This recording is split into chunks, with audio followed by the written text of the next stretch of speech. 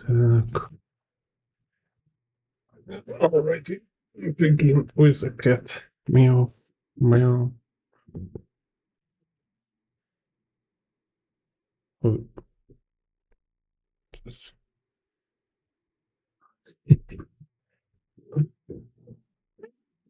Meow, meow, meow. Ow. Cat. Так. So let's draw some Star Citizen again.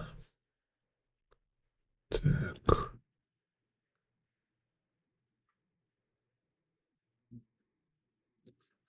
Here I have some interiors.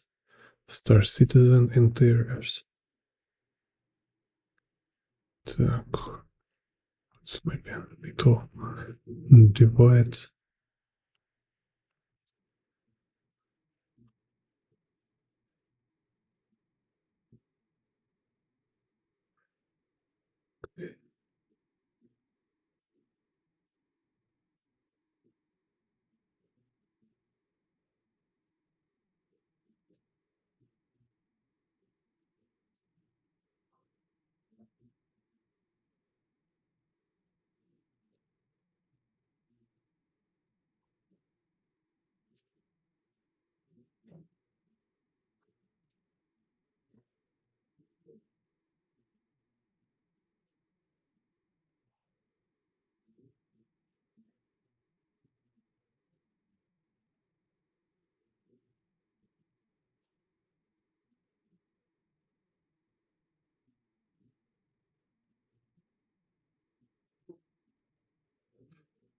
So, hello philosophy.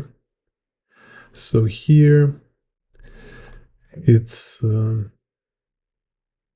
like pipes. So we have like a tubular form. Like in my previous tutorials, I was explaining in the blame specifically. This one, no, this I cannot refill. This pen, it's Micron, Pigma Micron, but this 12 size. So maybe I can open it, but I don't have proper ink. So before I tried to refill this kind of pencil, not work. It became like murky, so it doesn't really work.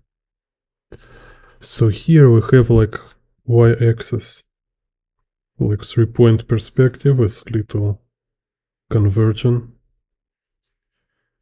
like this.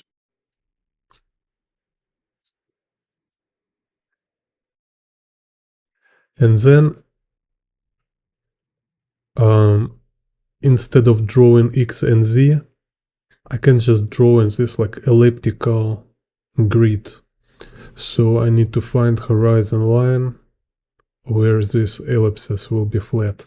So what does it mean? Like here we have like horizon line like this, then lower ellipse is kind of close to horizon line and it's like more flat. And then we have it's like a cylinder and upper ellipse is more open, some kind of this.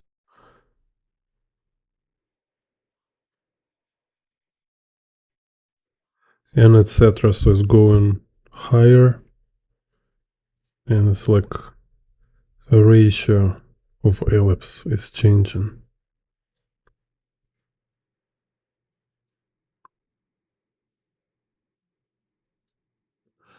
And then also it can change size. So it's like here we have like axis here, right? Can extend. So if I extend size here, so I can draw like same ratio, bigger ellipse. And etc. It can be more bigger. So basically it's like we have an cylinder.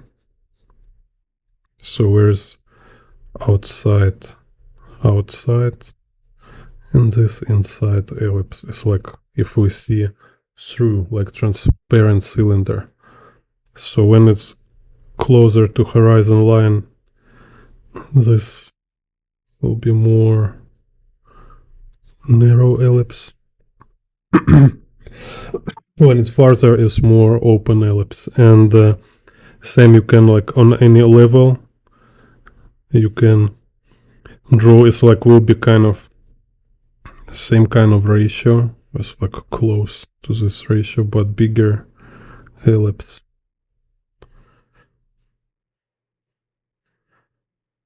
You just need to.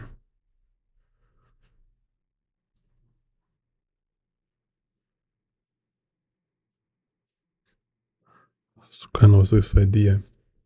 So here have horizon line about here.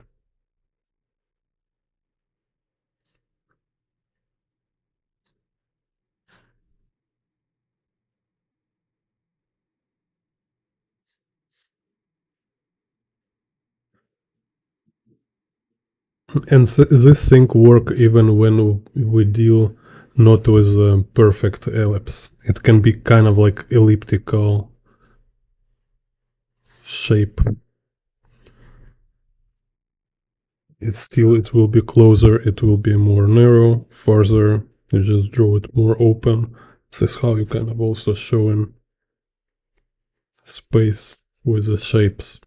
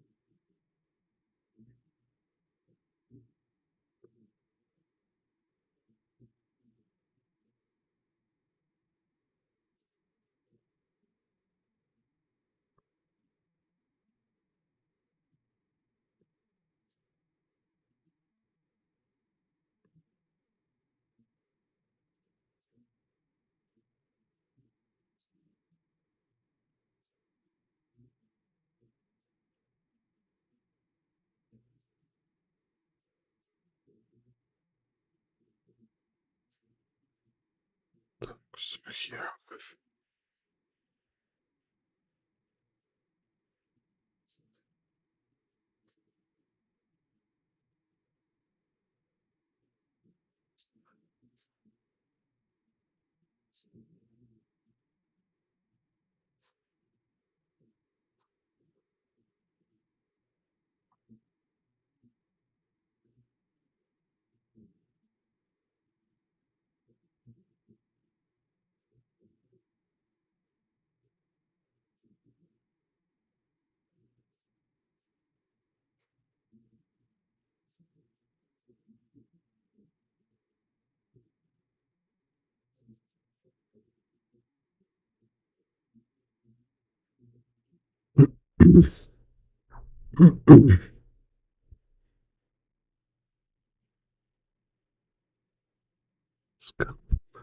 space buggy.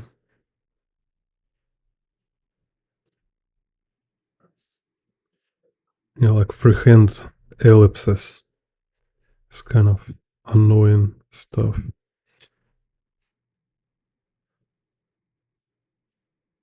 So it's okay. Can be like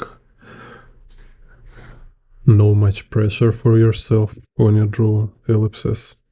Because still I can do like second iteration with ink. So with ink I will fix if there is some weird curvature in the ellipse.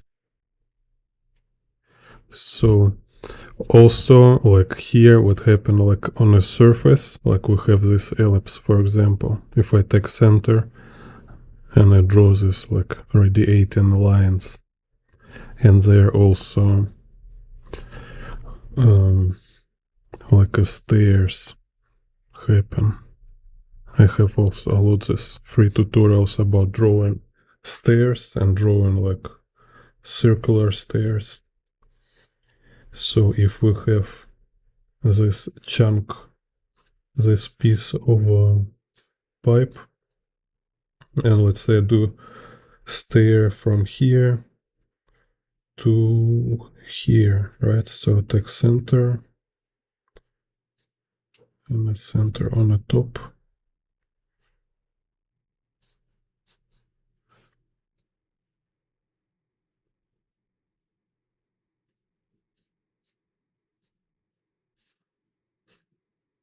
So here I can like calculate we like length of each thread.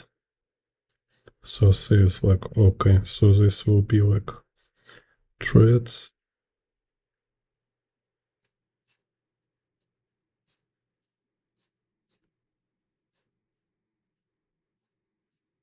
So here we have this, see this curve line is not ellipse, it's like ascending curve, kind of this. And trick is also with this direction of a thread. So I can extend this ellipse on the top and then like project this ascending curve, and then like from kind of make project all this thread. I just don't want to build all this stuff. It's too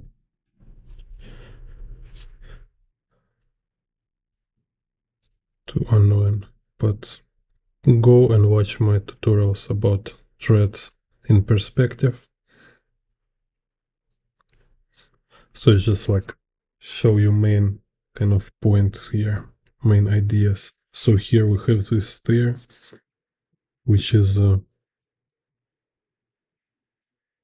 doing this kind of movement.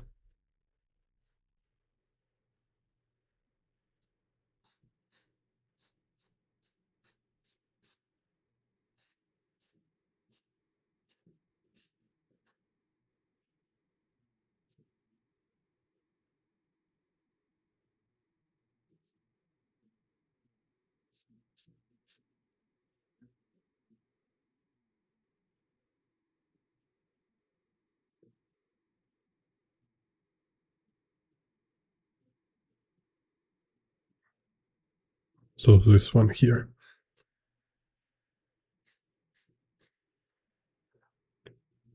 Так.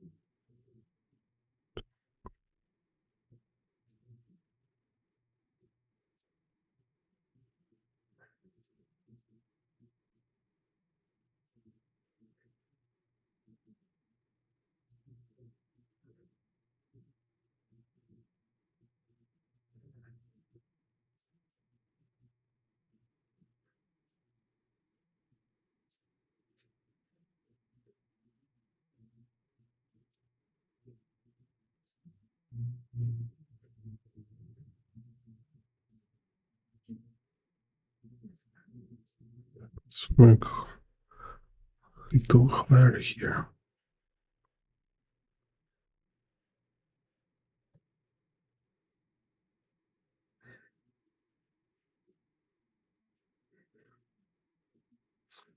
Just because I don't want to tangent with this rifle, or it's like a machine gun.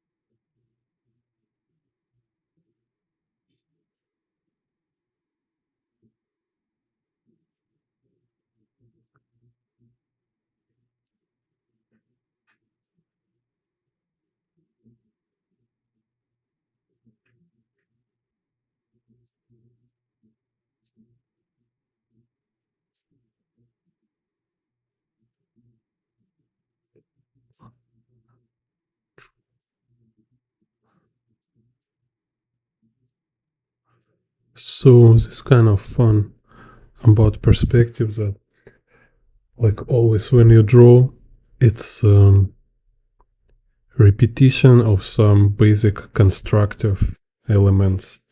So like I showing you with this like radiating lines, like ellipse and curvature in perspective, all this stuff. So if you practice it in one case, you also kind of learn to be able to do this kind of similar stuff in a totally different case. So it's like a perspective grammar. This is why it's very helpful to make like a like a drill, like I call it drills, when you make studies or some practice from book, like you study Scott Robertson or something. So you need to practice essentials, and this practice just make you like enhance your general ability of drawing perspective for whatever reason it might be. So let's erase here. Also this can erase.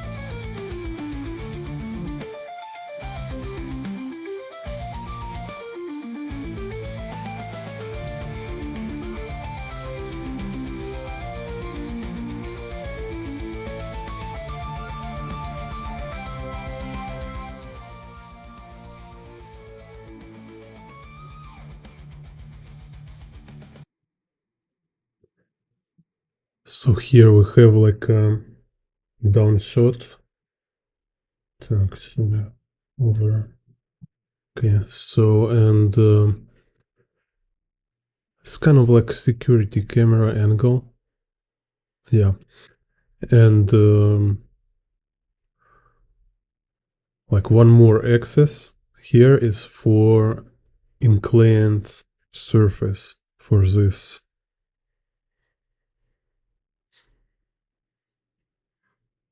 For this stuff we see, so we can make like its own like z slash kind of axis.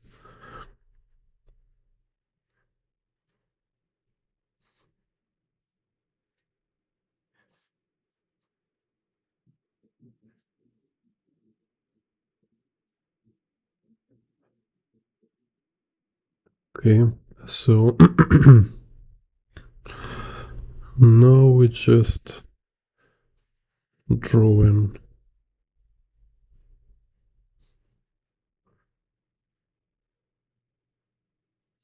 this whole construction.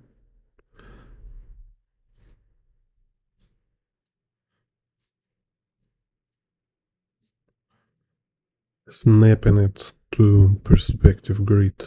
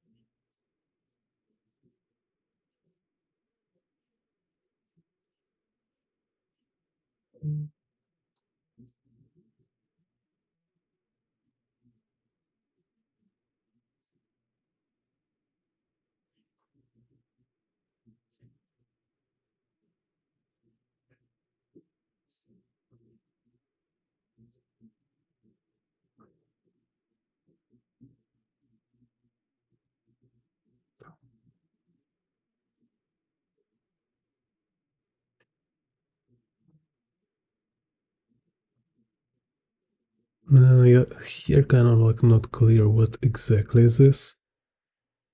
Yeah, it should be like elevator. Probably it's like we can see is like a surface of elevator, like floor. So anyway, I kind of like I can do here's this elevator ground.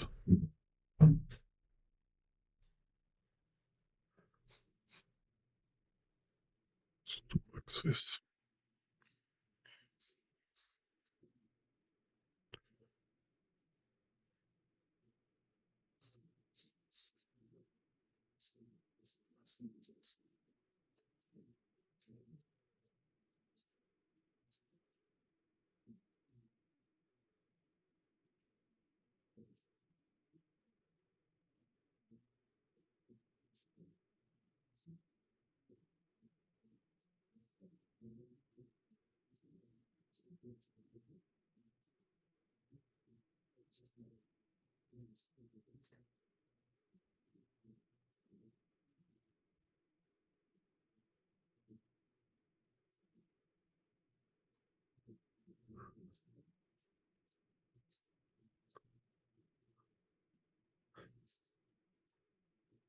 So you know, it's also is kind of like if you're a musician, you can sometimes like play your favorite music, like practice, like also you want to learn some features, some composition or some like special tricks there. Similar, it's when you study other artist work.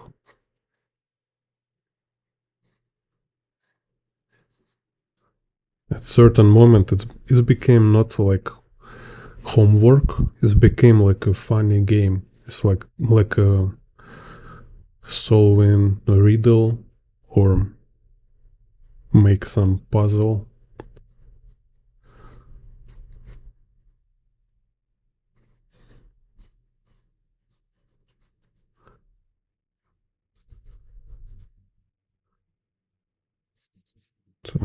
Also can draw some people here.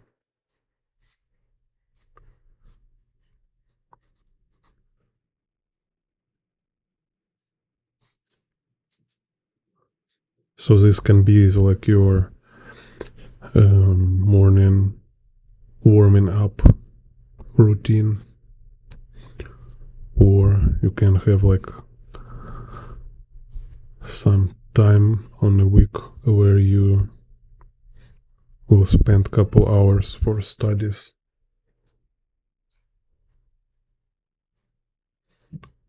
Так.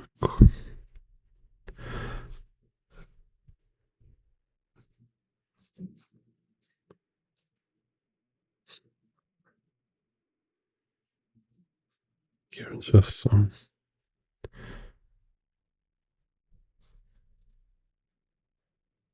It's like he's too big here.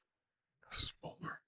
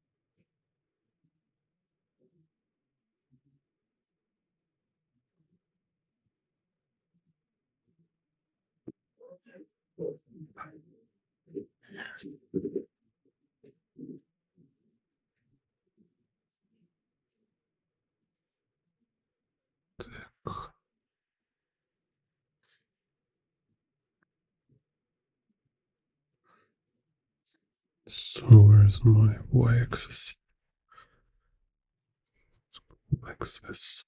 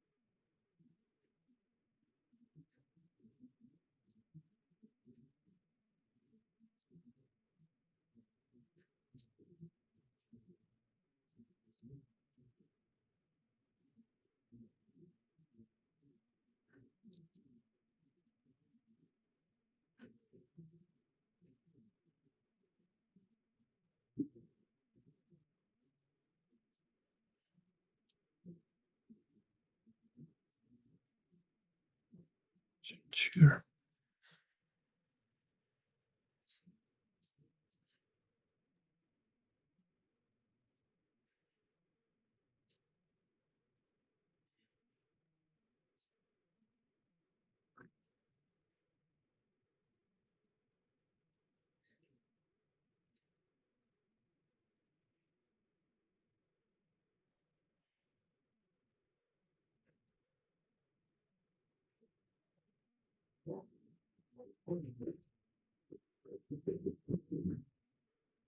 This one disturbing me. Want to draw it always. So, meow, meow, meow, meow. Whoa.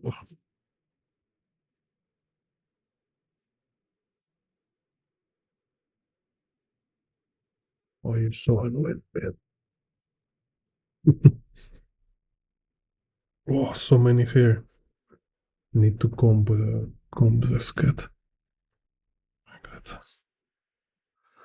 Так.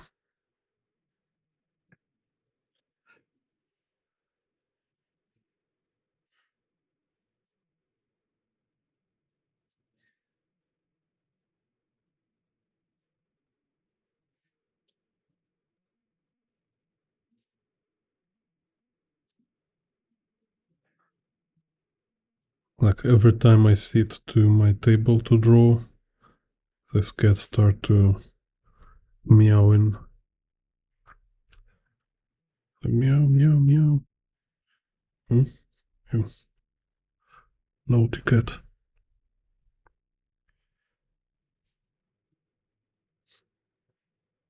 It's like envy me for drawing. So you like drawing more than me. Так.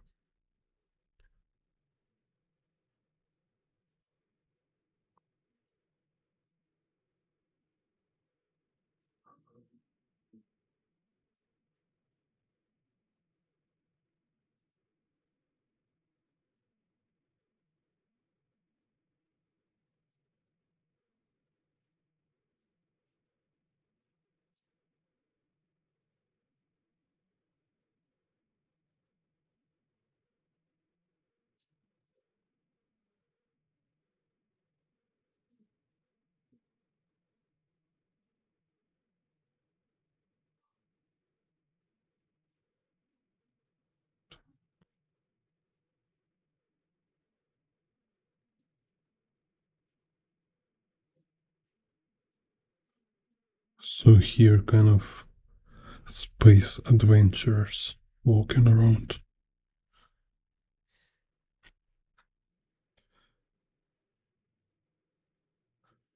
What's their stuff?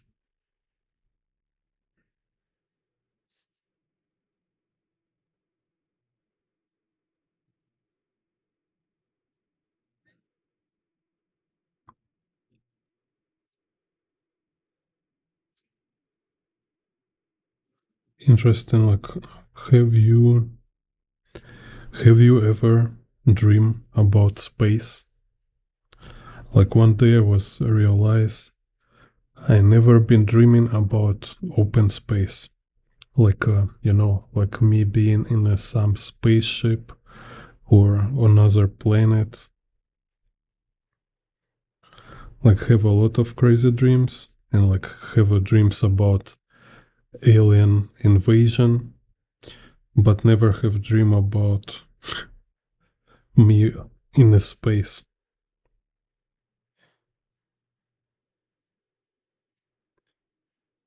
It's really interesting.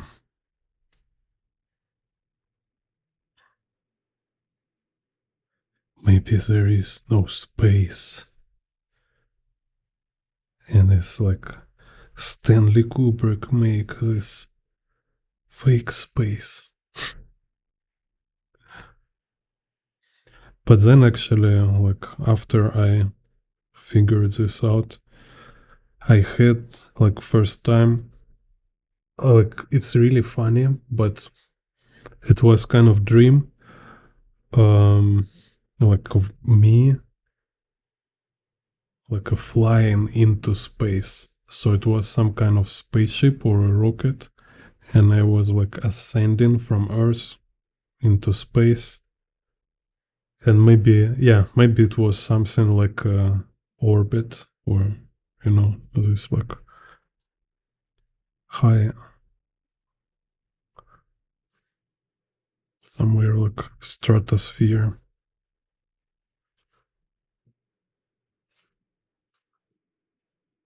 So maybe it's my brain kind of want to cover it up and say, hey, look, it's kind of space. This is what you wanted.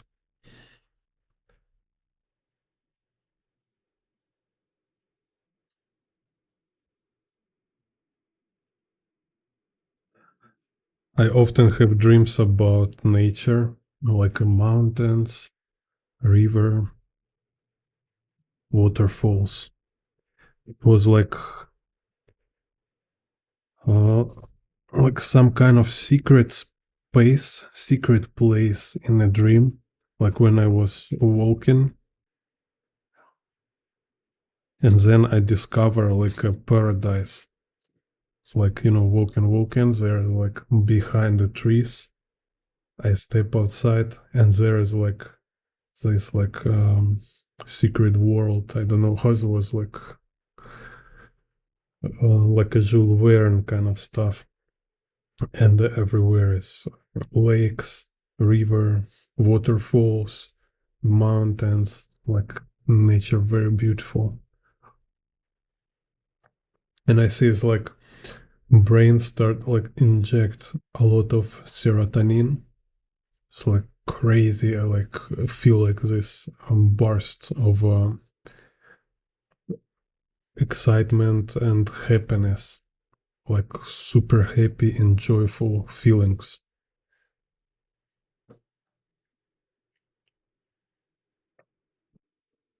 And this was like repetitive dream. I've seen this like couple times. Like every time look a little different, but similar is like about water. It's like lake, river, waterfall. Almost every time it's a waterfall. One time it was just a dirty river near my house. So like in my dream, I was walking like around my house. I was like 10-year old maybe, something this age. And then like walking around, something like joking with my friends and stuff. And then I kind of turn and look into this dirty river. And there's like this grass and all the stuff, and water's gray, is like very dirty water. But it's kind of struck me somehow. It's like I never actually look at it, and now I finally like turn my attention into this site, and I was like, oh my god, it's insane, it's so incredible, it's so beautiful. And it's like I was feel it, I was feel like this river inside me. And I was just kind of looking at it. It's like, if you're hit by like strike by lightning, kind of, it's this like energy in the body, like. And I was just like, why I never see it in a real life? Like I was like wake up, like almost immediately after this, I was wake up and I was like, wow, that's crazy. It's just a river. I always see it, but here in a dream, it have so much meaning, so much um, like energy. I don't know, like potential kind of inside this river. Like I never seen it this way in real life. So I was kind of, maybe it was some kind of interesting. Mm, well,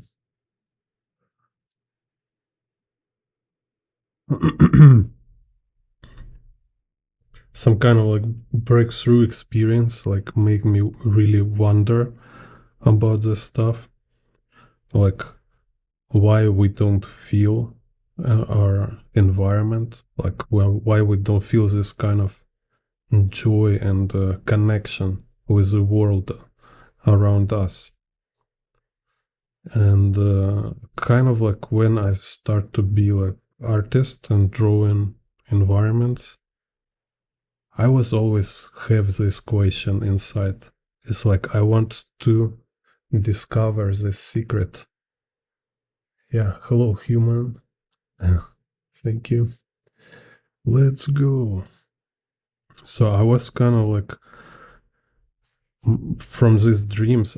I think I'm just kind of rationalizing now, but I think it's really was something happen after these dreams.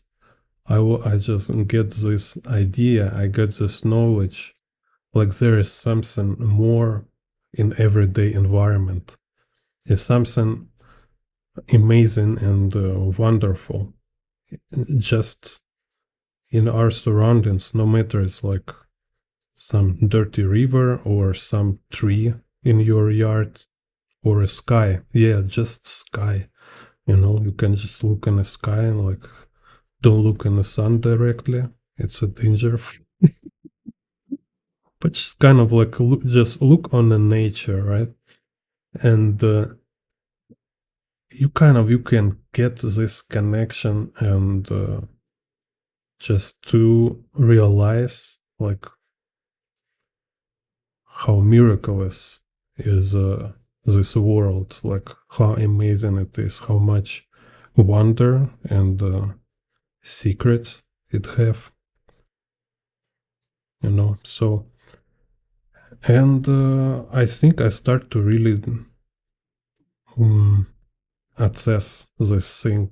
So very often now, if I draw outside, I can connect to this. It's like basically I this what is my subject. This what I like to draw when I draw in real life environment.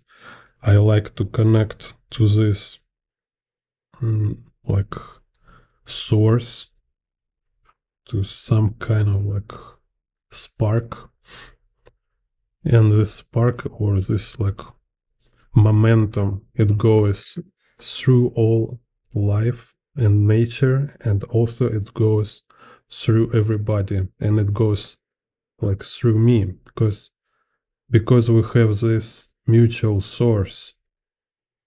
This how we can be connected, like this how we can be like in, yeah, just kind of like how you can be aware in general, and aware of things, aware of events.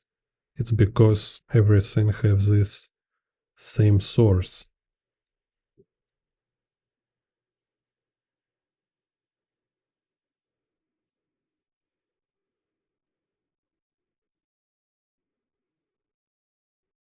So it's kind of became like a meditation or spiritual practice. Так, so here we can see, yeah, same. I'm looking for vertical y-axis. It's these bars. Definitely it's vertical because it's parallel with this door, with this window. So yeah, again, we can say some kind of like a 3-point perspective with a conversion of verticals. I only look where is central. I think this kind of here is a central.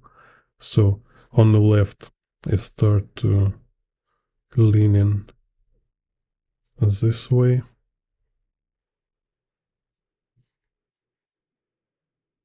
On the right, it's leaning that way.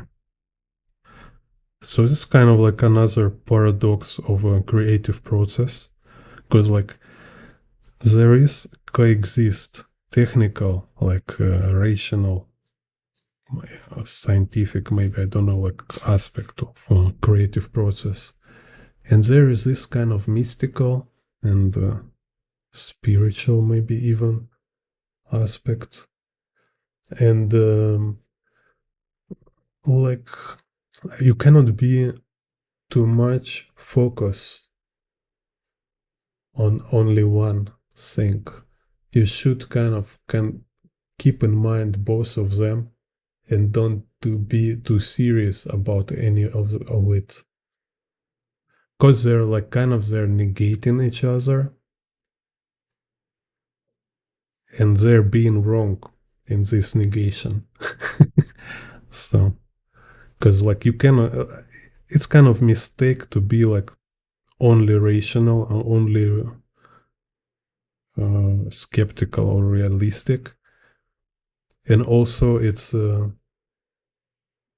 being like a mistake of being like too realistic, down to earth, because this is definitely wrong. You will miss a very big part, very like actual part of creative process.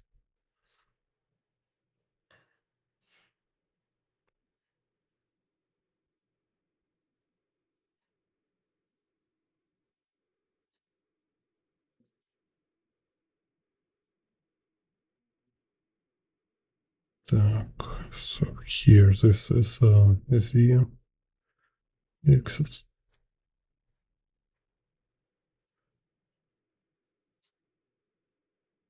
It's kind of very good also book from Rick Rubin, Creative Act. It's like Scott Robertson, How to Draw. You have in your house, in your library, and you should have Rick Rubin, Creative Act in your library.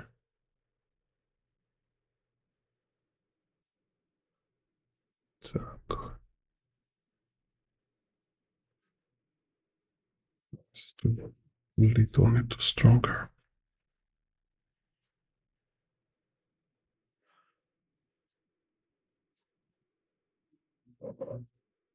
Okay, there's no clear.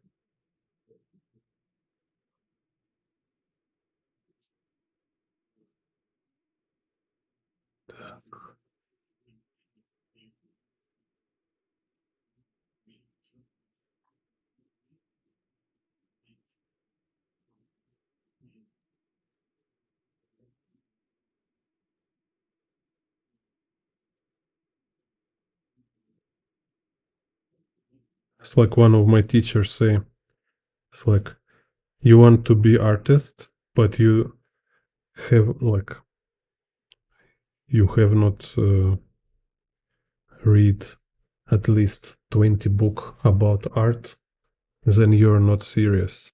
You're just talking, kind of. Because you must read.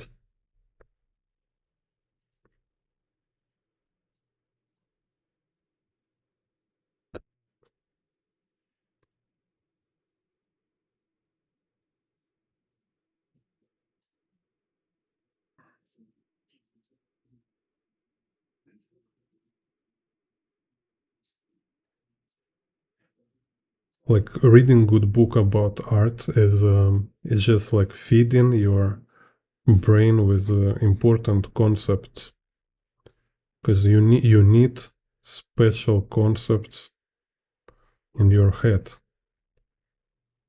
So you need to, like, you can have this like high level art community, and you will learn these concepts from them, but it's a very lucky case. You're very lucky if you have this kind of high level community. Yeah, and again, like most likely if you have such community, you will not watch YouTube about how to draw and stuff. Everything is there already. So if you're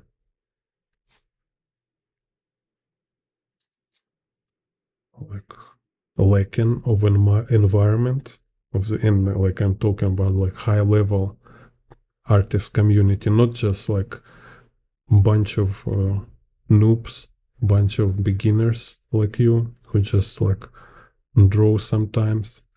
No, I mean it should be like people with all life experience, and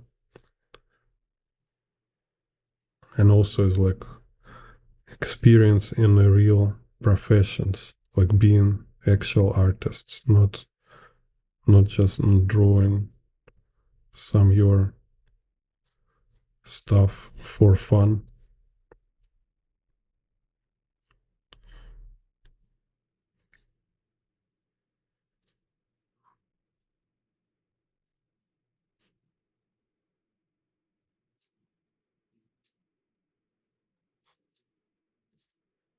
Thanks. Here we have.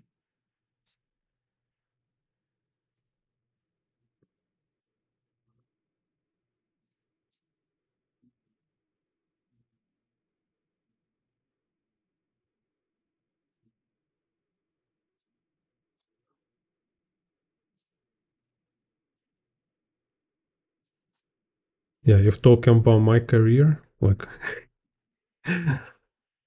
yeah, my career kind of funny because it's like as if call it like professional artist. So I was like mural artist, so like drawing murals for in the schools in some government buildings for art festivals. Also, I've been teacher, even make workshop in a university, in a museum.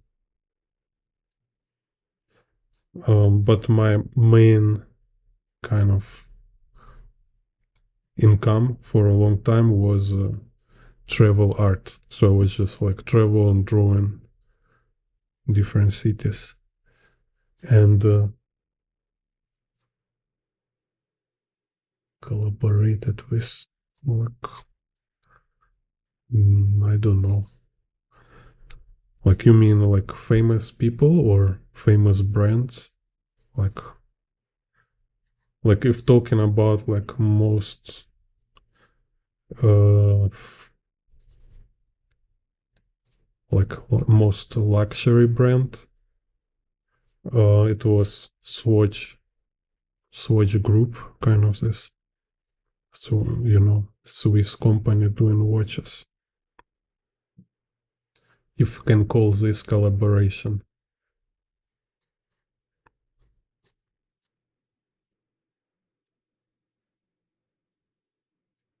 But I open for collaboration with Ferrari or Audi.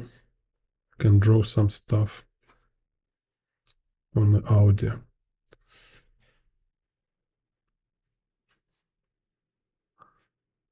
Так, for example.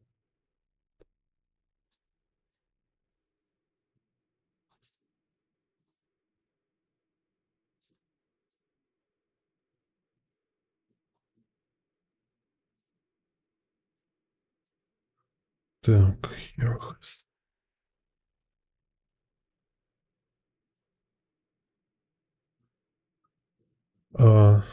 Yeah, so like I've been sketching together and make exhibition with Donald Colley. It was really cool. Like he was in Taiwan like 2 years ago, I think. If you know who is Donald Colley, he's like super cool sketcher. Then I just like work a lot of with different museums. Like in Taiwan, I was like work with some museums in China. I had like exhibition in the embassy in Shanghai. But kind of like I think biggest of them all, it's a Swatch. It's a Swatch.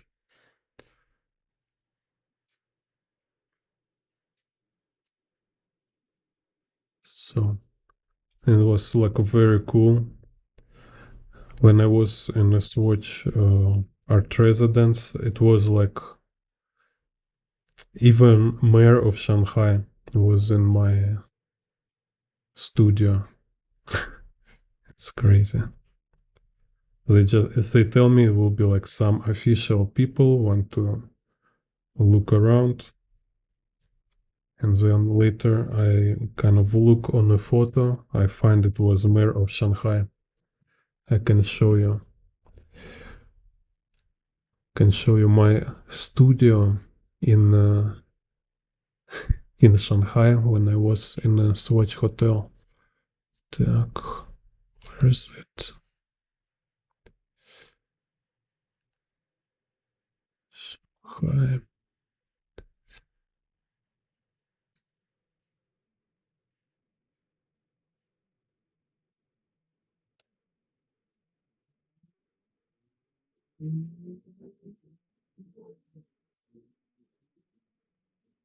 Yeah. I'm like I never seen mayor from my small town, but then I was like, I met with a Shanghai mayor. That's funny. Так, where is it?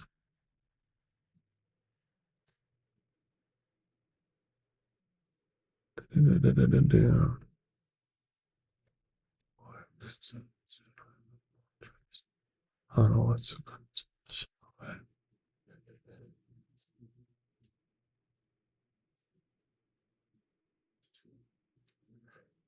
But I kind of like always say, yeah, here I have like some funny photo. I'll show you. Like one, two, yeah. There was one of exhibition when I was in Shanghai. One exhibition was in a small market, like a local market. So let me find photo. Fun. And it's like very very casual local market. So it's like you see there is like different blocks or how's it called. And one, it was some French guy. He rent this place and he made this like a gallery. So every 2 week, different artists. So I also took this place for 2 weeks. And my idea was I just like walking around and draw this environment around this space. So because it's kind of what I like to draw. You see, it's like very, very casual stuff, like daily environment. So I was been drawing like a butchery, vegetable part of market, fish market, just draw people and stuff. And then I put them like every day. I stick drawings on the wall. So you see here this like papers. So local people, who actually there, they've been seeing, they seen me walking around and drawing them, and then they can see result of my drawing. So they see kind of projection of themselves through my sketches. Some foreigner, some guy kind of, appear from nowhere and start to draw in them. And they're like, wow, it's me, kind of. So, because I believe, it's kind of art and doing this magic, like I was talking about my dream, it's kind of breaks this boredom and heaviness of daily life, right? I want to show you is something more than usual. It's something special about daily environment. So I also drew some stuff for them. They was like very happy. So it's like a children of local workers. Some, like parents working there every day and children just running around, don't know what to do. And kind of turn this for educational experience for them. Like everybody very happy. So let's see, maybe some. So actually, it was 2013, and still it was like my most favorite exhibition, just because how much it was connected with actual life and just like people who I draw, is like their characters inside my paintings. And I was interacting with them. It's kind of surreal. I was so like amazed about how multidimensional this kind of funny performance.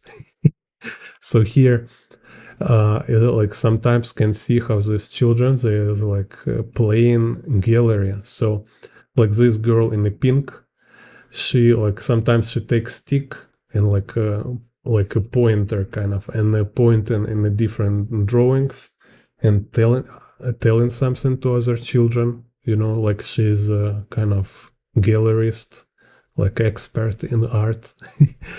And it's also very funny. So let's see. Yeah, I want to find this photo with me and the mayor of Shanghai.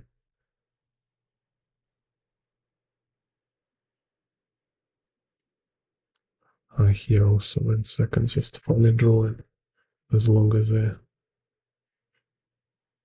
kind of. So here is my one of this like big acrylic painting.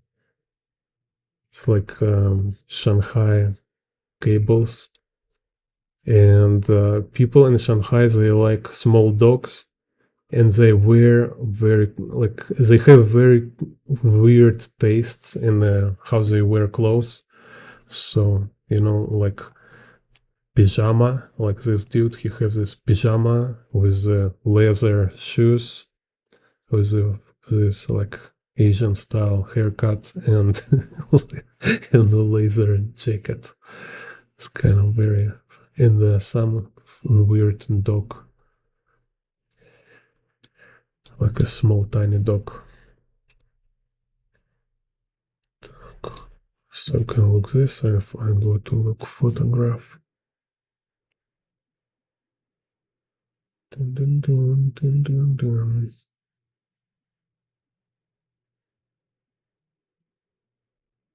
Okay, so here's me in my studio in a Swatch hotel.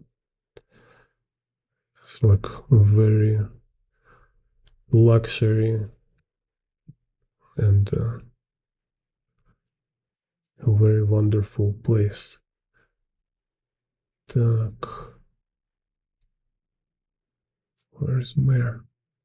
Oops.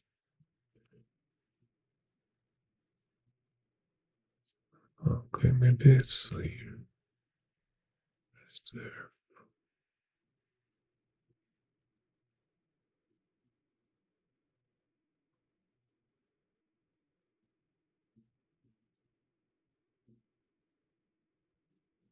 Yeah, okay, I find.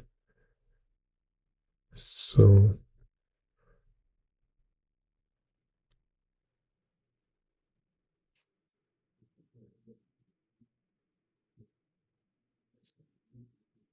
there was like some officials meet in my studio in the Swatch hotel, and so photograph is a director of hotel. He make for me photograph. A very cool guy from South Africa. And so turns out here's like huge group of people enters, and like who's this people?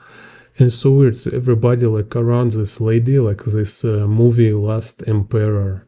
Have you seen like Last Emperor movie?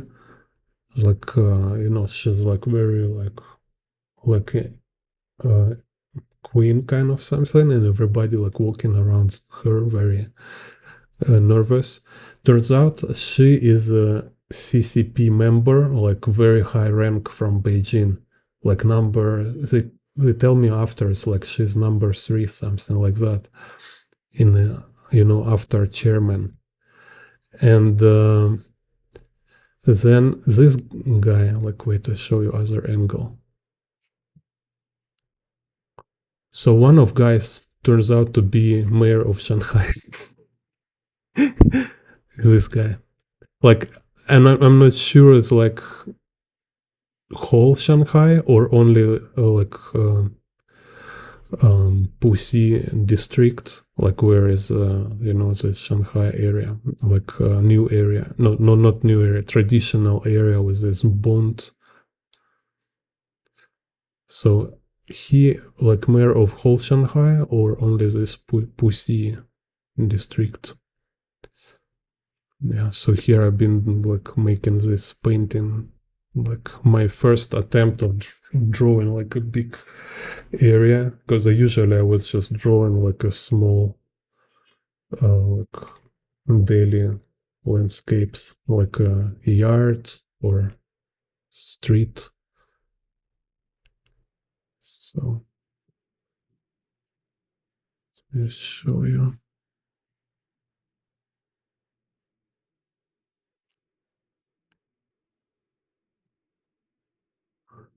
Okay, I will show you also. I have like huge exhibition in a museum. So it's like one of China museum, like the show museum. So they ask me like to kind of help them. Actually, I help this museum because they want to make like a Russian culture month. So and they have a lot of empty space for exhibition. So I bring like about 120 drawings, fill like half of museum, half of space. So there was like three other artists from Russia and me. Так.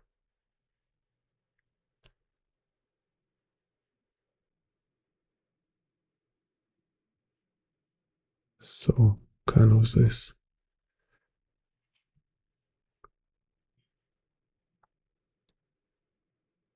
Some officials. And like 80% of time I have no idea what happened because my Chinese was very low. But they want me to I was teaching there like on a workshop, and they also wanted to invite me to teach like teach art for 7 years. But after they want to trick me on money, they refuse to pay me, you know. It's crazy like how ridiculous these people. Like I save them, like I save their exhibition because without me they will just have like half of space literally, you know. It will be not so big kind of and grandiose event kind of, right? And even after this they want to refuse to pay, kind of corruption, especially when it's like in China, you know, communist country. They're totally crazy. And there was like students went crazy. They want me like to draw autographs on their clothes. It's just like, what are you doing? It's like I run away after. So I draw and I just like, no, it's ridiculous, and I just run away. It's my first kind of fame, but it's stupid, like totally not interested. I like fame from clients. I don't need fame of some crowd. Like, так.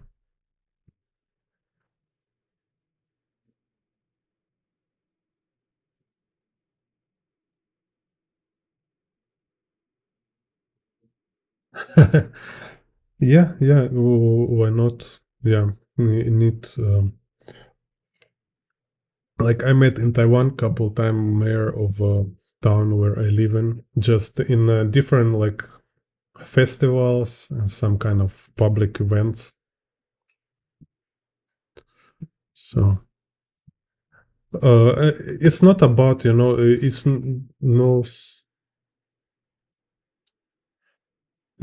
no important like kind of do you know mayor or not. It's of course nonsense. It's just think about like what do you want to contribute, right? So for me, I kind of get to point when I start to treat art as kind of like culture service, you know. So how my drawings can contribute to community. So like maybe there is some ugly place and you can arrange like get agreement to make some cool mural in this place. Or if you just like draw your city, like you draw all these urban sketches, make sure they're really good, you know, at least like 10 good urban sketches. Like you can make 50 and 10 of them like really good, and then you can print some brochure or find a real publisher or just kind of self print couple of them, you know. It can be like a gift for a tourist, some online kind of promotion. It's also contribution, right? You kind of you make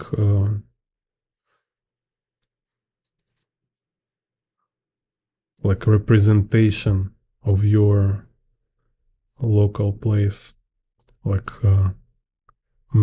immortalizing it.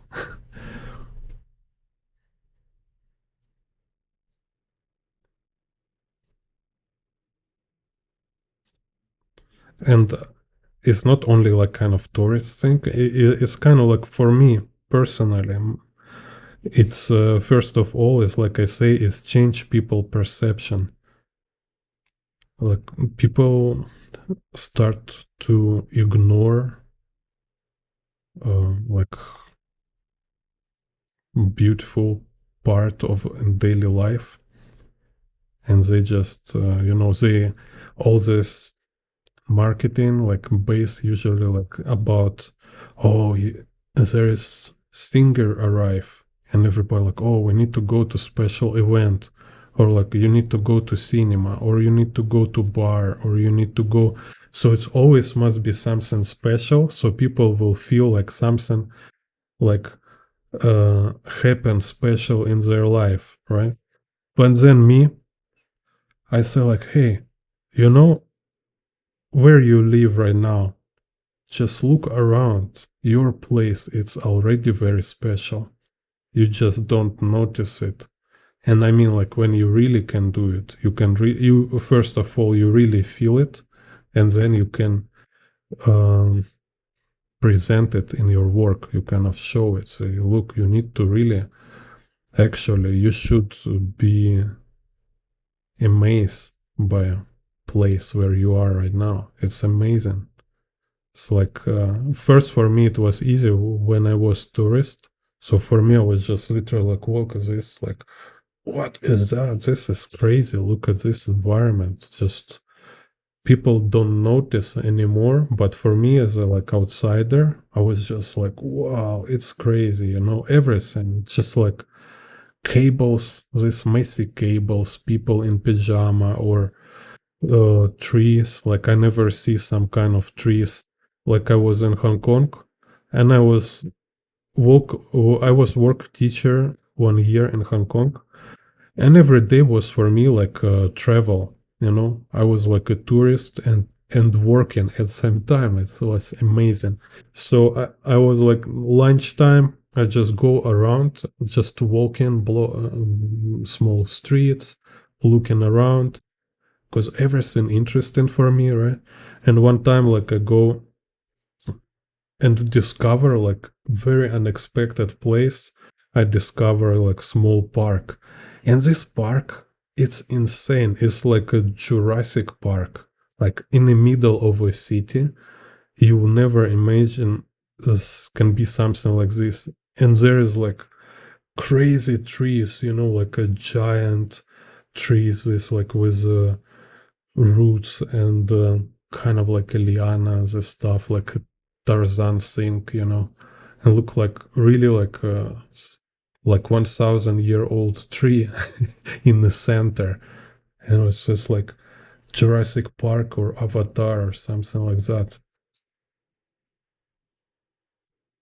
So for me, kind of like as artist, having this stuff is like every day you have Rolling Stones performer near your house, right? There's like crazy stuff happen like right near your house.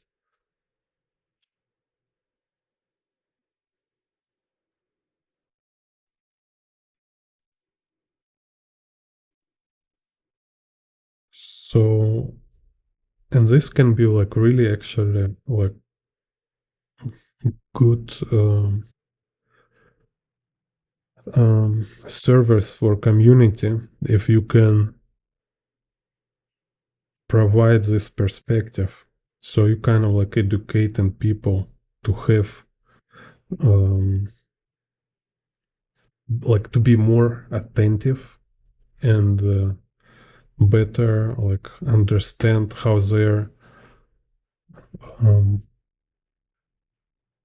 kind of like how their inner feelings in their life connected with their environment, because some people they really don't get it. Some people like have no idea, and couple such insights can teach them about this, can teach them, like if you don't throw trash around, if you have like a neat and nice and surroundings and a clean area, you just feel better. Your life is much better. And it's like you don't need much effort for this. Just kind of little, kind of, uh, kind of keep your stuff little for yourself. Don't just throw it around. And people like start to be like interacting with environments. They start to look at this like, oh, I like this part. And I feel like it will be improved if I make like a little change, like put some more tree, for example, in the street. It just will be like more comfortable, will be nicer, like some shadows from the trees, like sound isolation, stuff like this, or like put some benches or playground, like a Miyazaki also like can organize with the local community and together clean river. Like there is a interview with Miyazaki where he talking about how he was clean river and so there was like very old river. He said like he remember in the childhood it was very beautiful, very clean. But now it's dirty, like a like a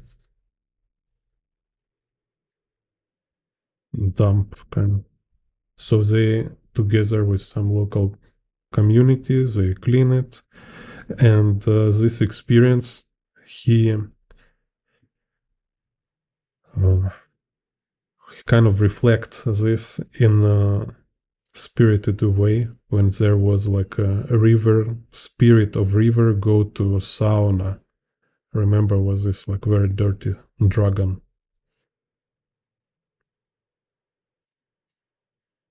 So it's kind of this. It's not just about drawings. All this is interconnected, and it's good to figure it out, to find yourself as a element of this like um, social environment, so you're not just doing your thing. Actually, you always interacting with the environment.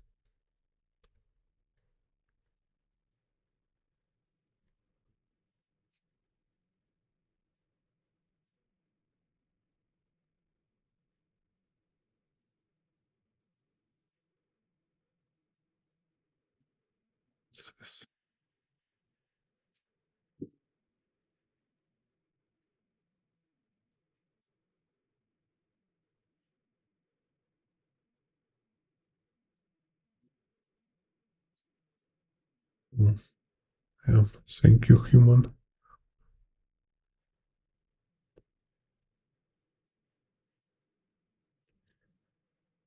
So then it's kind of, yeah, will be cool when you have your great idea, like how to improve your area, how to improve your city, like really like contribute something nice to it, right?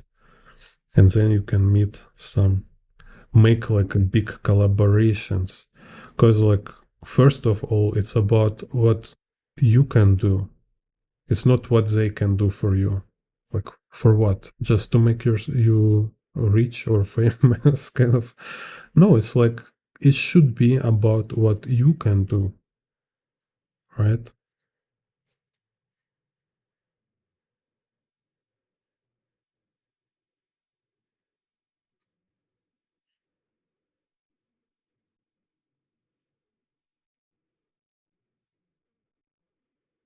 Yeah, you're welcome.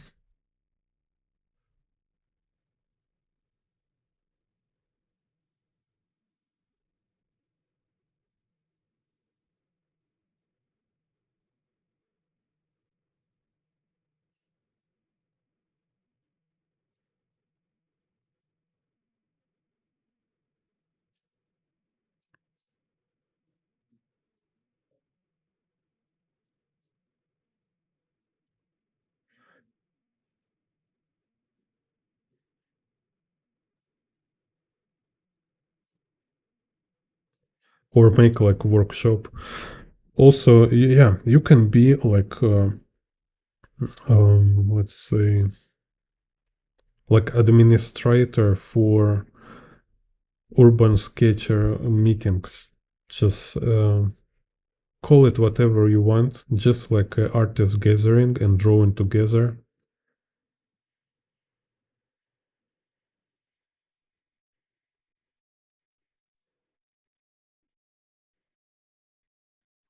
Like I did it for a couple months in my area. So you just find some local Facebook group, or if you can like place somewhere like physical, uh,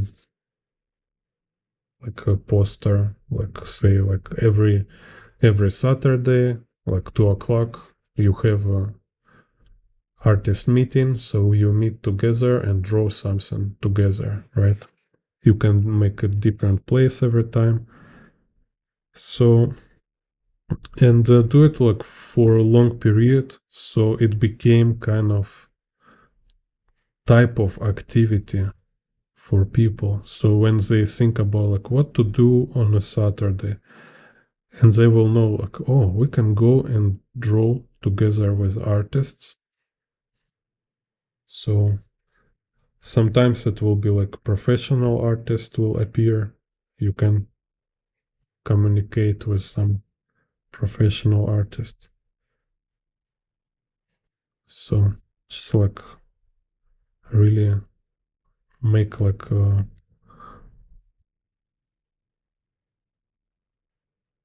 kind of your contribution for cultural um,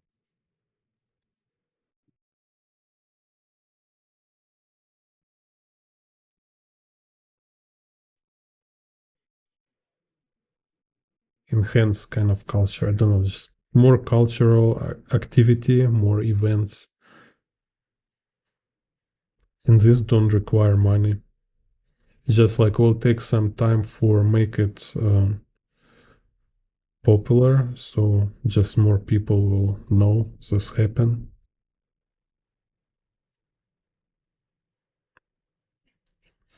And it's also convenient when you do it yourself first of all. So maybe you want to draw every Saturday, right? So make it as a group drawing if you want. No. Anyway, if nobody come, you will draw yourself. If somebody will arrive, okay, then it will be more interesting.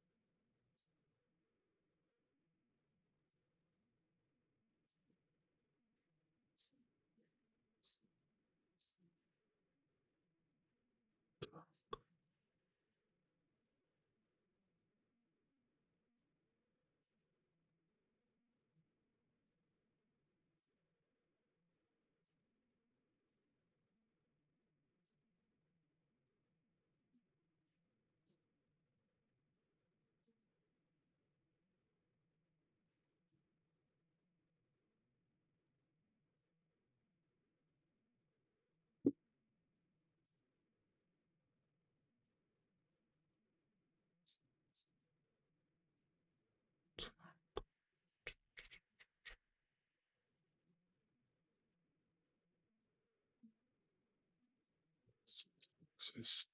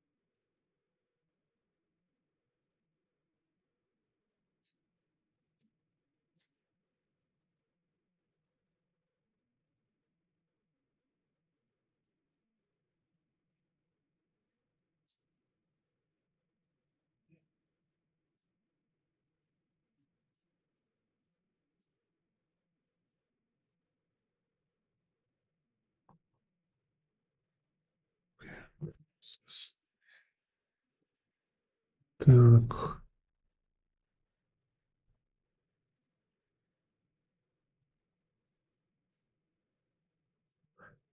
Yeah, I did some this artist meetings in my area where I live in Taiwan.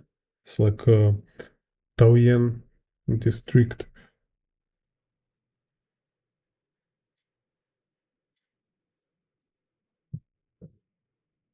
Maybe I need to start doing it again.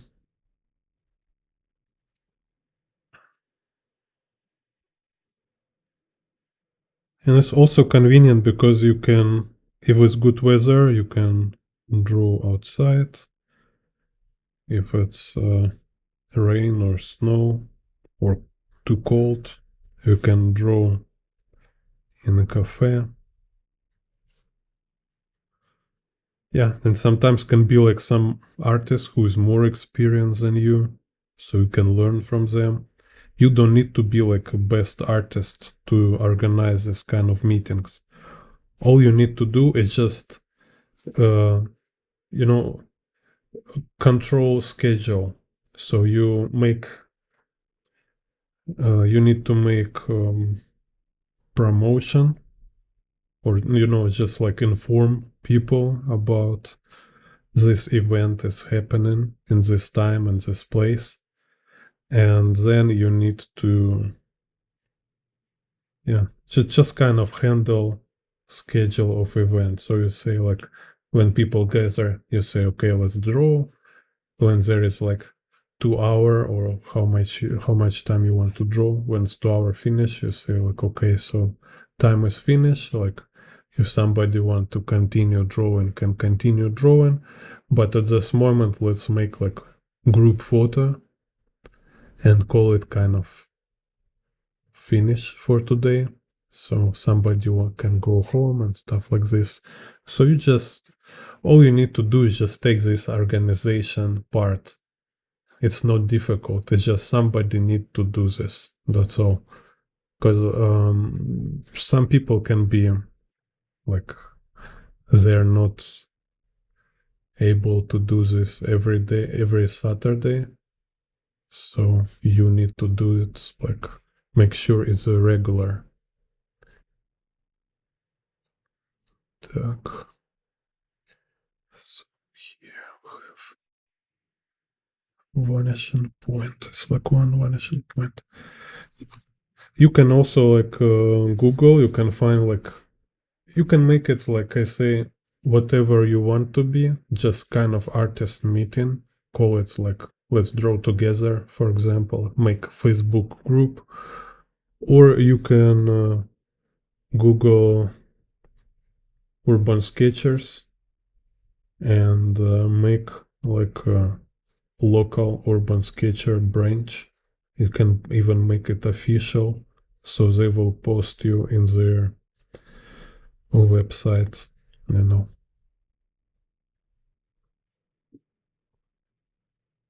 Depend kind of on your place, because maybe you already have their branch, so you can also find on their website. Go to urban sketchers. Maybe you can find there, like in your area, regular meetings with artists.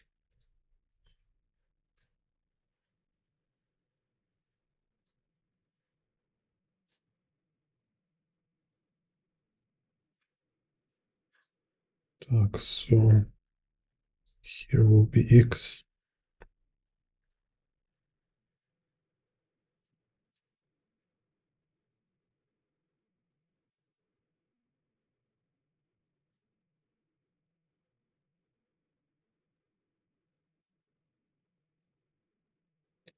Also, like, if nobody arrive for first time on your event, you always actually meet people in the street.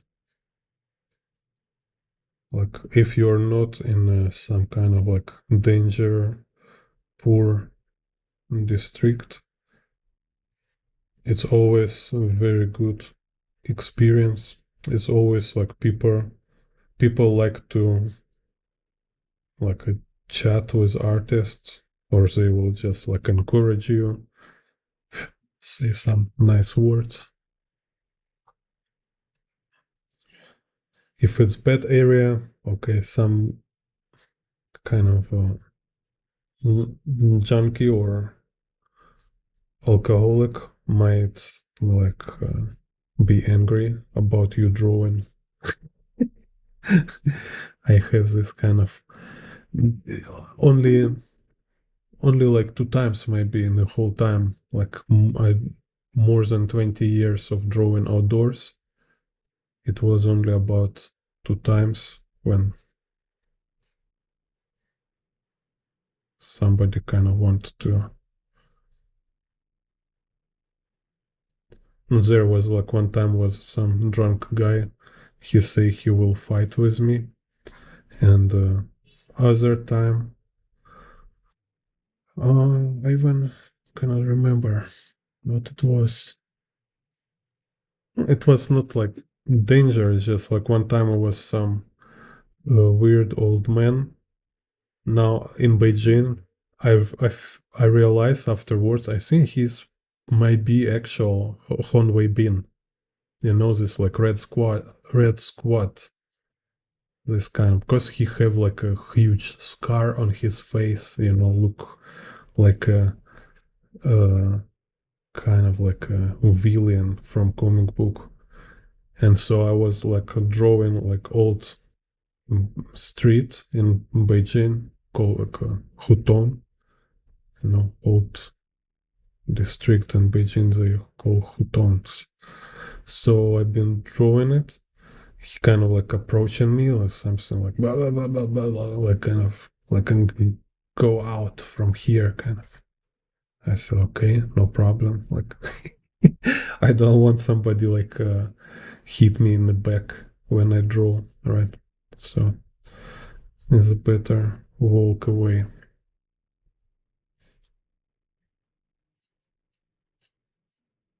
And there was like in Beijing, there's many crazy people actually.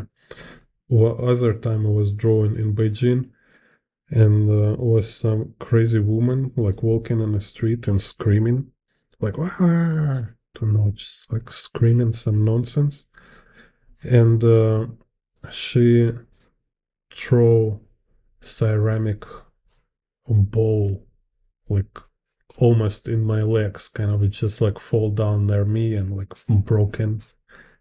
And it's like okay, it's kind of weird. So I just little walk outside from this broken ceramics and keep drawing. Так.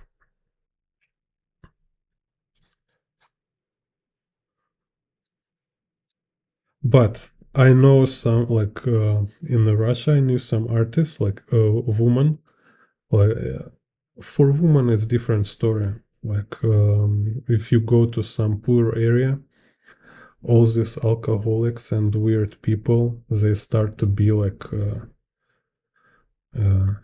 kind of flirting with the artist, kind of with no with a woman artist. So it's actually kind of not safe to go some unknown place alone if you're woman kind of to draw. Better go like with the friends. I will kind of say be more careful. It's like for me, I'm a man. I kind of it's much less people who want to mess with me compared to some uh, tiny woman with a drawing pad.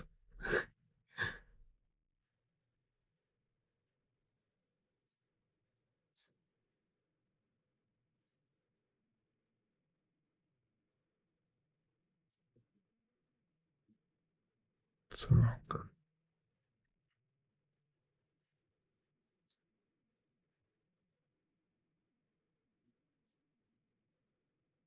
no, and I'm talking about like Russia and China.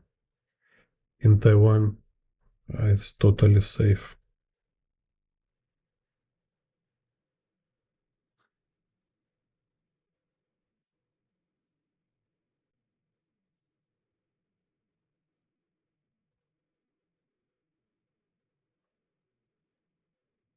Uh, no, I don't remember. Maybe I did some drawings in the night, like in outdoors.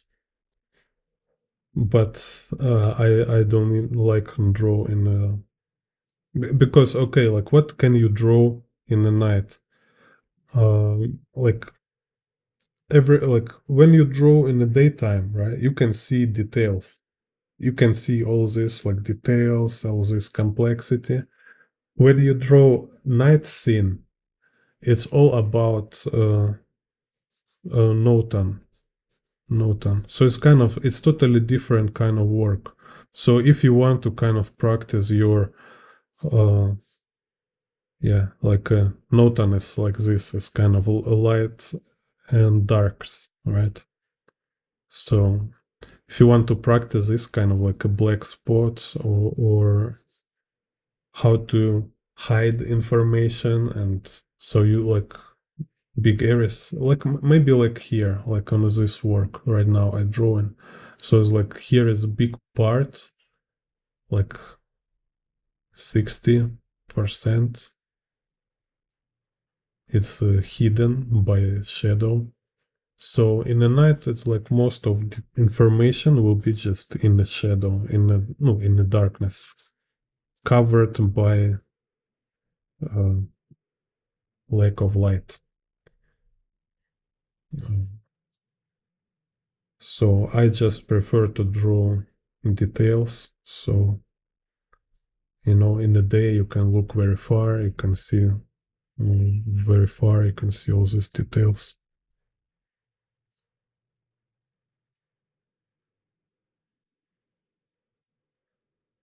I'm downtown or not downtown. Anyway, you see, like you go downtown in the daytime and you go downtown in the nighttime.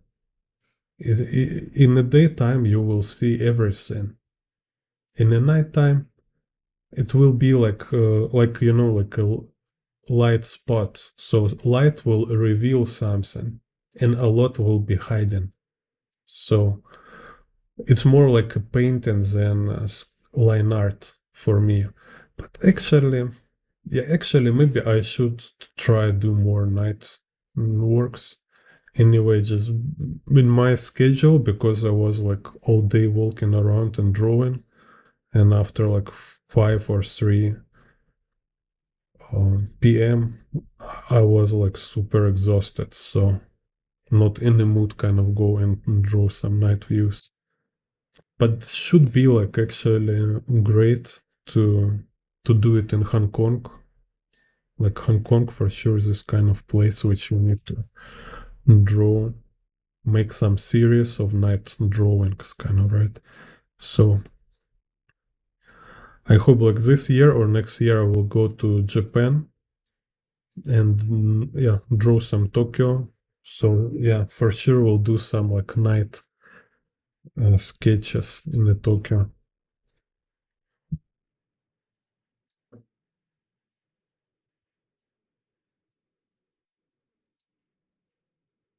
It's like maybe Matthias Urbanovich. He have a art book like Night Japan, something like this.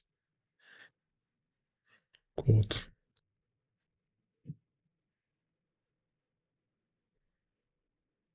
Japan at night or Tokyo at night.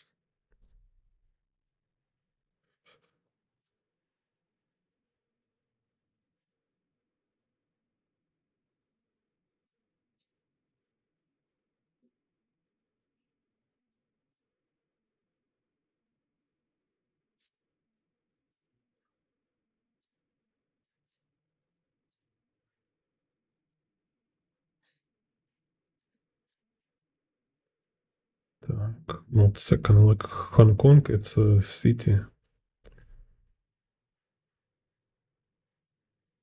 If I if I know it's right, Hong Kong is like a big city. It's just like different districts. And yeah, it's like a very, there's a lot of night activity in Hong Kong, and it's very cool at night. All this illumination.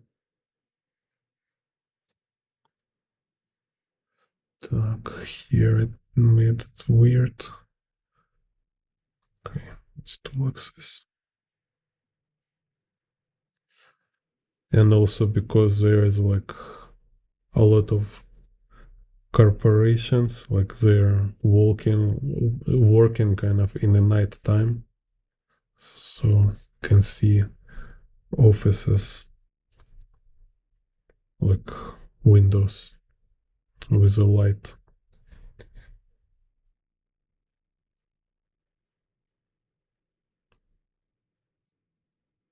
Hong Kong is a real cyberpunk. You can go to Hong Kong, it will give you a lot of reference for very solid and kind of, I don't know, like a very original reference for cyberpunk.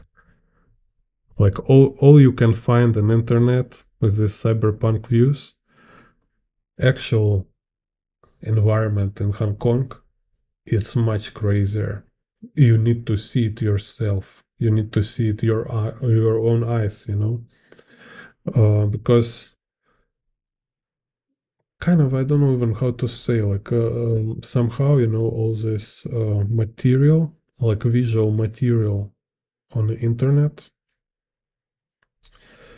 don't have so much original ideas. Mostly is like repetition of same stuff with the variations. That's why you need to it's better kind of to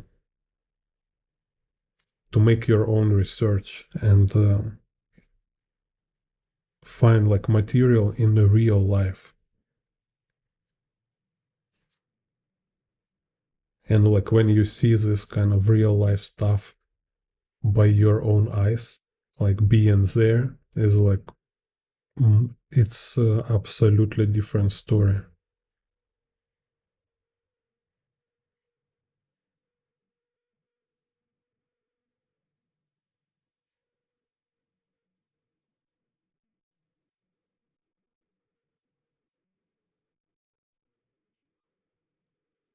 Так,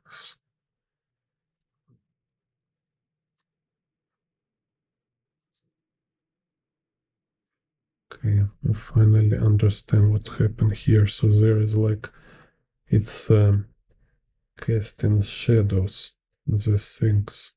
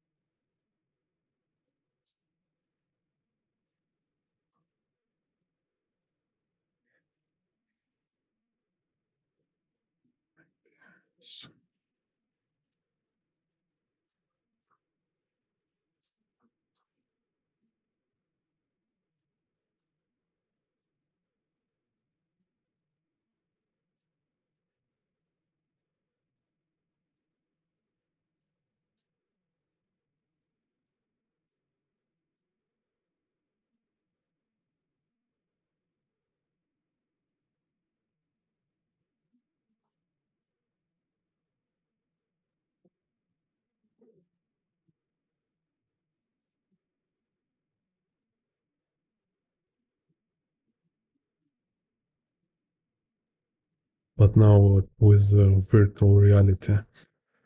Have some kind of like virtual reality Google Maps. Oh, this will be crazy. I don't know, maybe it's already there.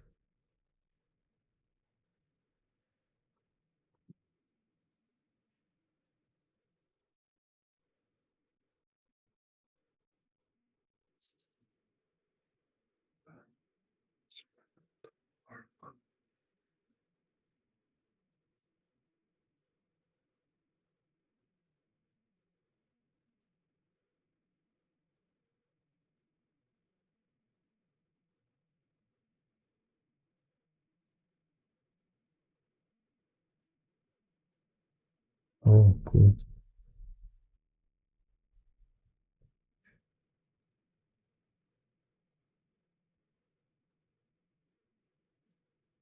Yeah. Yeah, I will do some more drawings of helicopters.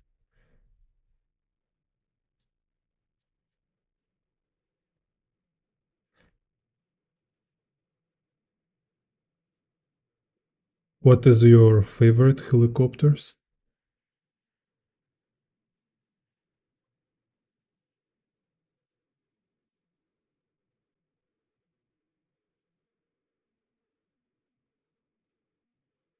Oh, cool.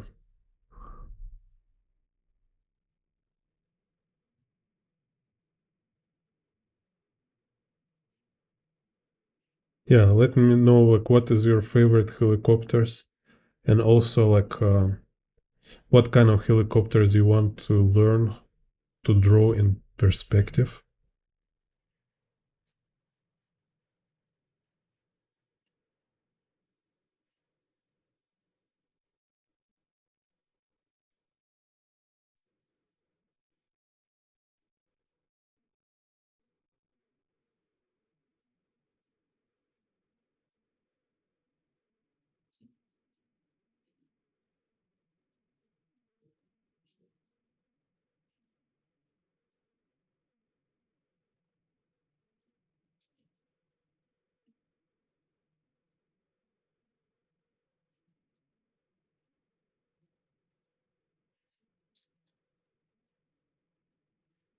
Так,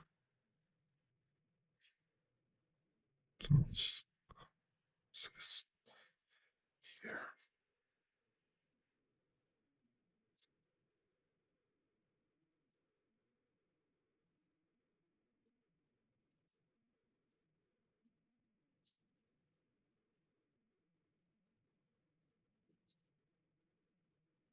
Oh, V22. Okay, I don't know since will Google.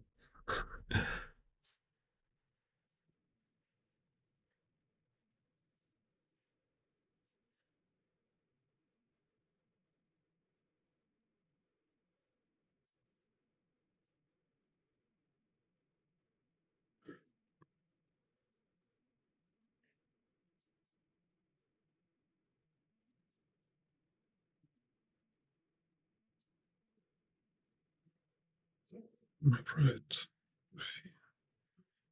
V22.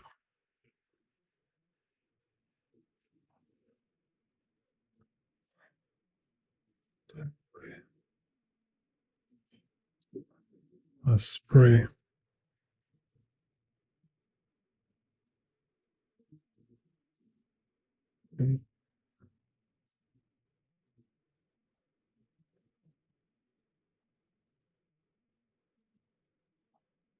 Yeah, oh, that's crazy one.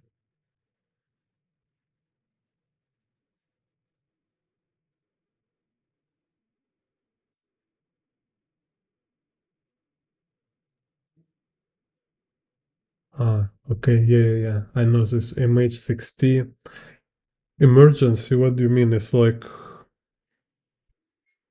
okay, I will Google what is emergency. MH60.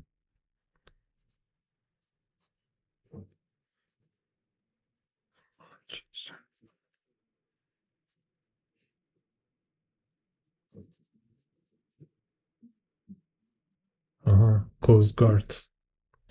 I see it's like this MH60 is like super popular. It's like been in the Vietnam War a lot, right?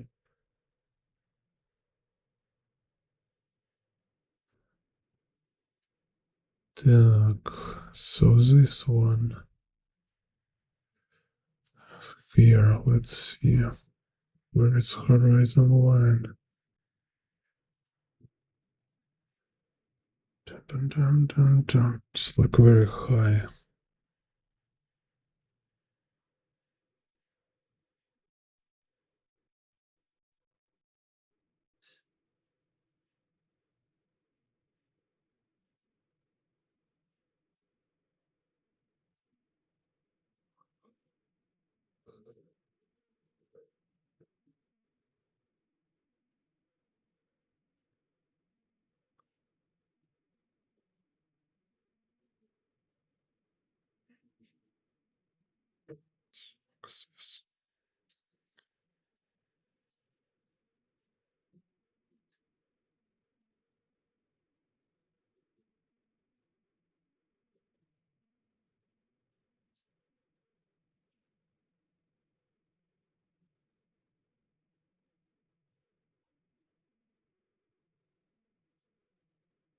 So the vanishing point. The y-axis is like this, converging downwards.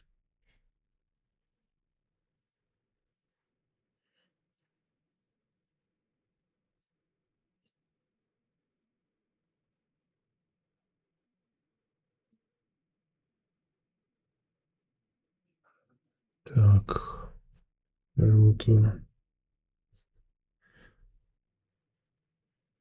x axis.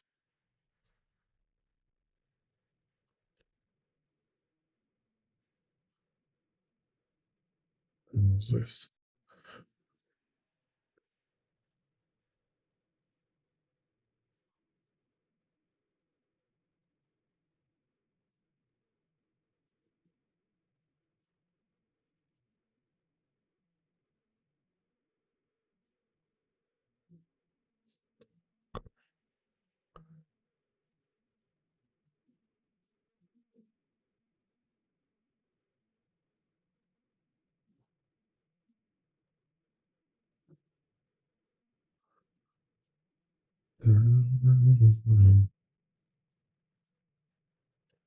Yeah, I like also helicopters, tanks,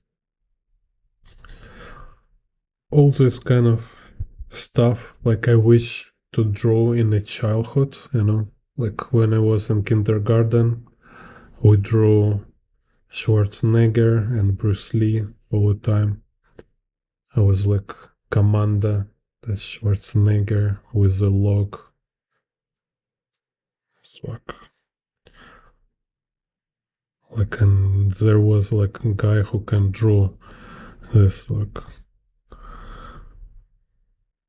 chest muscle and the biceps.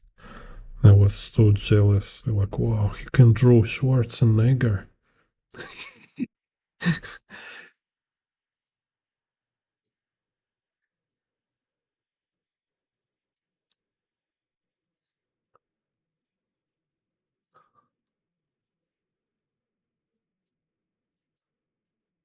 Like this, yeah, we always draw with this um, markings on the face.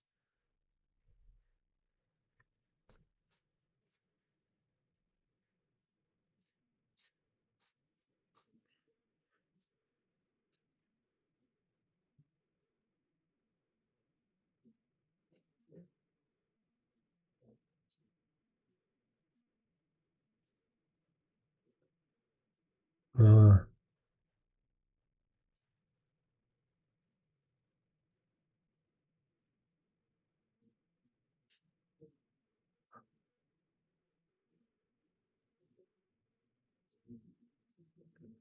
yeah, yeah. It's also interesting how, like, in the Miyazaki, he makes this like sci-fi kind of designs, but he always imitating technology.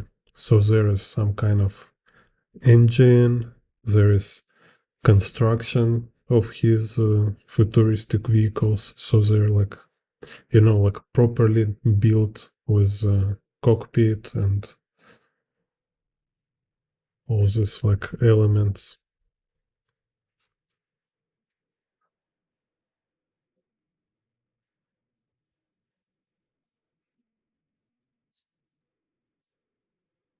Uh, Arnold say something about Commander. Like he don't like this movie. I don't know.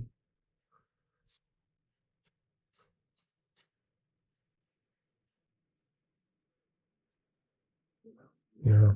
No, for us, like in Russia, it was like mind blowing. All this like, whoa, Commander, Terminator, crazy.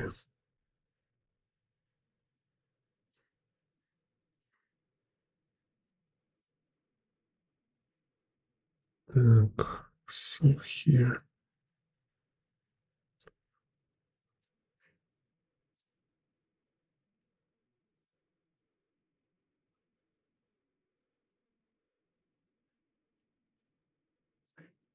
So here when I have like some curve go different way, it's just like find like its own vanishing point. So let's say this one, right? So let's go like this. Will be vanishing point here. Kind of this. Maybe make it wider.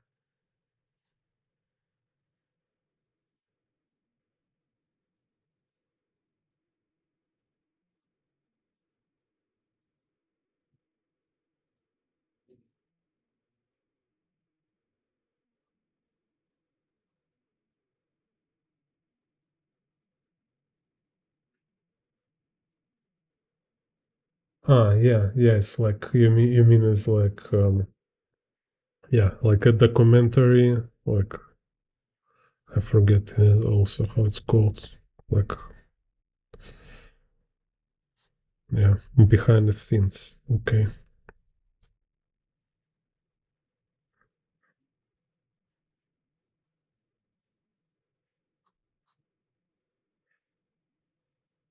And interest is like, is it first movie like a one man army? Ah, no, maybe not first. It must be Western. Westerns maybe was before. Yeah, like some Western about cowboy.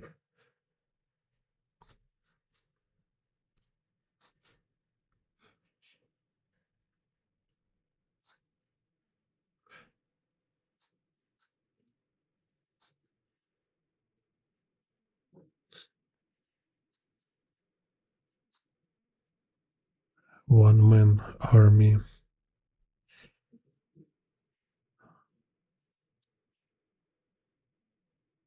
Okay, I will check it. Cool, interesting. Commander behind spin, behind the scenes.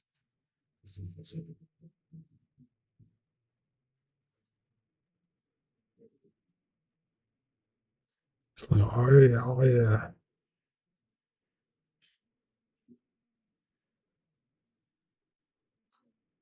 Also, like my favorite movie,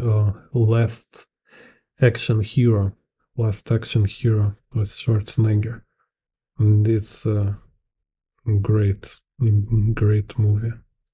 It's kind of like uh, action version of a um, never-ending story.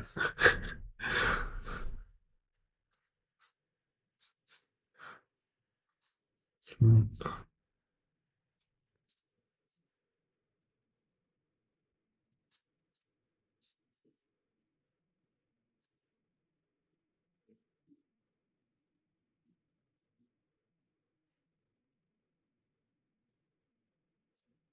underrated Commando or action hero. Yeah, it's very smart. It's like um, very clever, actually. I really like it. It's not just kind of some, oh, let's make it funny. It's a very like multi-layered, really kind of philosophical.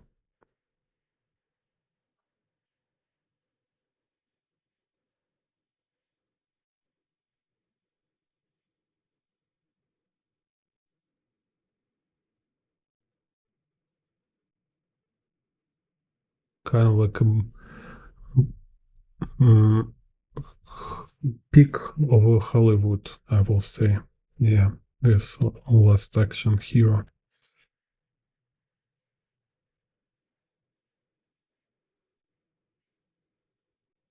Because, like, for example, like one thing there about, like, I've been rewatching it, and one thing I find like, yeah, so cool. It's like, uh, let me try to formulate in a drawing process.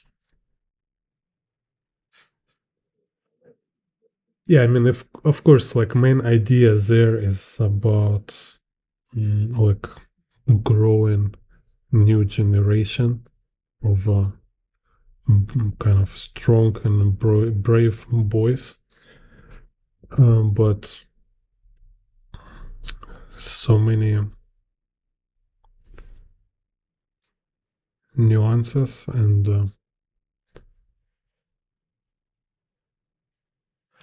yeah, okay, so there was a very funny thing about Arnold Schwarzenegger in the real life, like actor who playing hero and the character, right? So it's kind of like being like very like small detail, kind of. It's like it was not much attention to it, but it definitely was there. It's kind of there create this um, discussion reality about reality. So who is real? Like real is an actor who play hero, like fictional character, or a fictional character real because he make kind of this actor appear heroical. So and this fictional character he also like broadcasting imagery of heroism. So even he's like fictional in a screen or in a book, but he is super essential and he's important element of our real world. So it's kind of like one of a central idea actually in this movie is kind of this uh, discussion about reality. Like in the childhood, I don't see it, of course, when I was watching it in its childhood.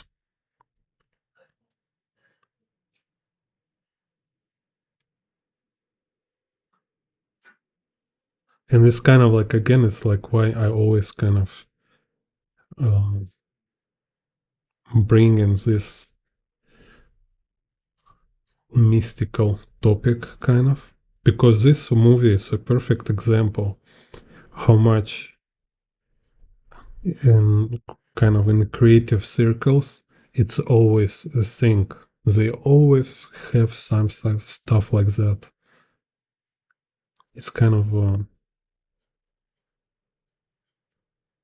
a certain moment, like you cannot, like you can't not see it. It's evident. It's just there. It's like, so wow, like what is real? Like I feel like a fictional reality, like this creative space, kind of this. For me, it's a real, like a real world. It just have, I have like different experience with it. It's not like a daily life experience, right? But it's very essential and it's in a different manner. like a sun. Maybe you don't think much about sun every day, but you cannot say is some kind of not important uh, entity, kind of, right? It will be weird to say it that way.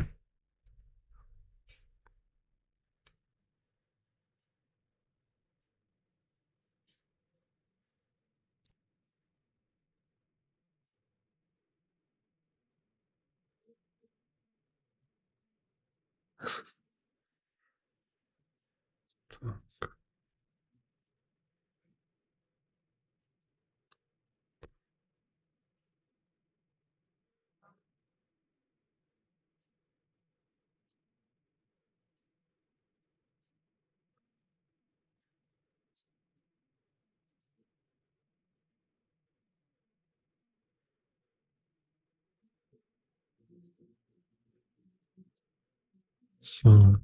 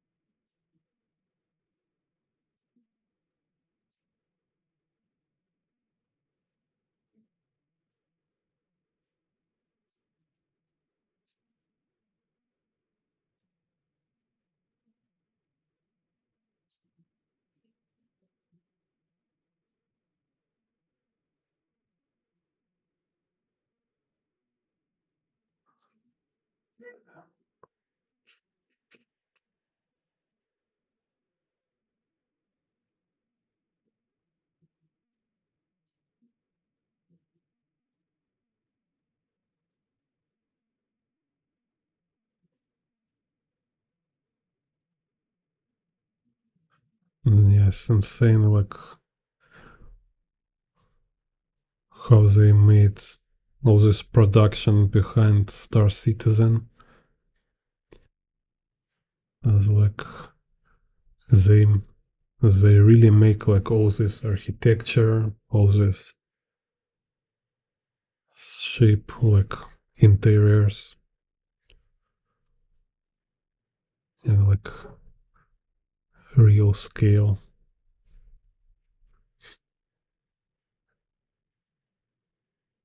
So it's like it's in the future, like if we will have spaceships to travel in the space, they already have all designs on the Star Citizen.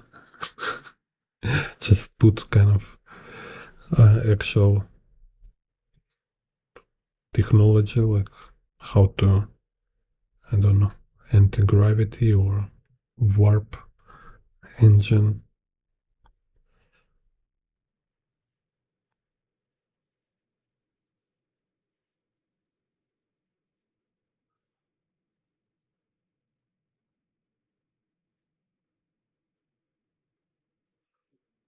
Так.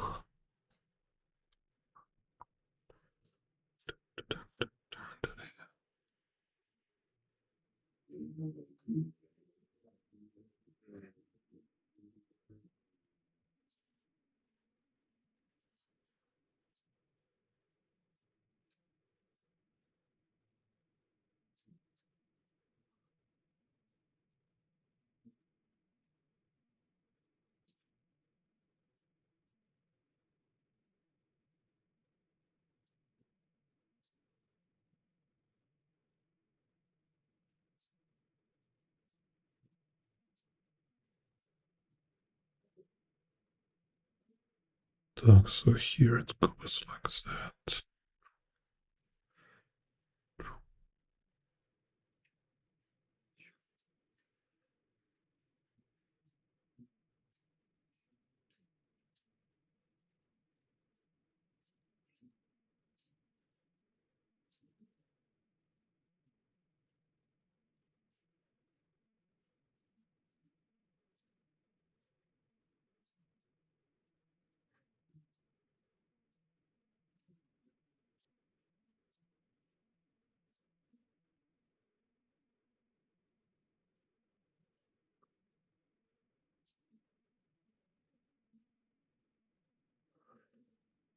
Um, for digital, I use Procreate on iPad and Clip Studio on Windows.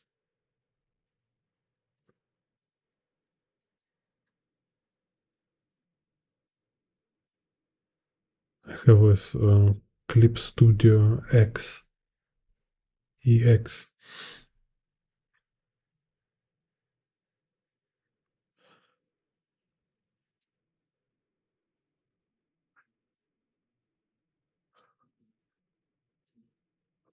Books for software. No, I never read books about software. Now I think you can find it on YouTube, will be more convenient. Just find some tutorials on YouTube.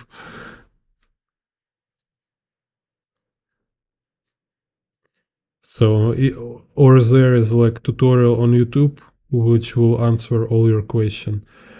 Or on YouTube you can find some like expert or artist, and he have maybe like some um, courses you can buy on his Discord, something like this.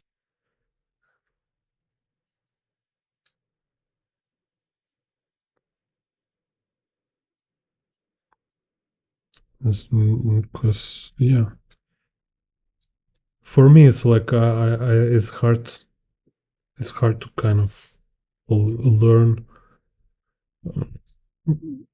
I don't know, like how can I need to translate book into interface of a program. It's like too slow and boring. Video, it's much faster.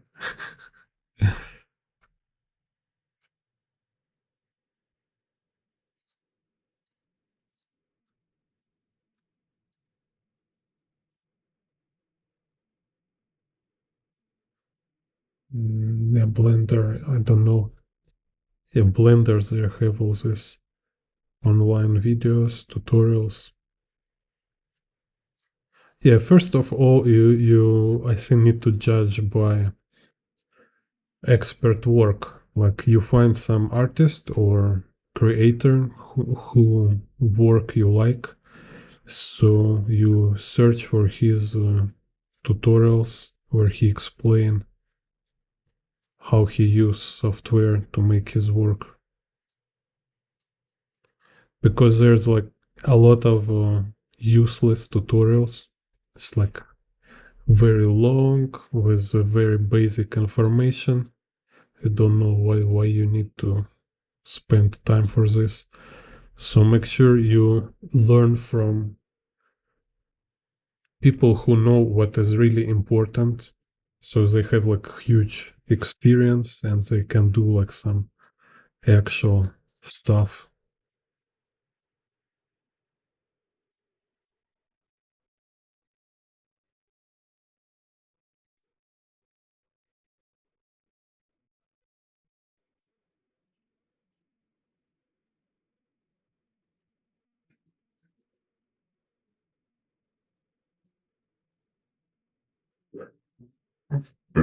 I think, I agree with point. It's just like it's not important how you make your art. Absolutely, it's like it's a pointless discussion about like, oh, you use computer or you make it traditionally or you use AI or whatever. For you, it's like important to make your thing. What kind of tools you use? It's kind of your business. So, and there's like appearance, like kind of final appearance of your work.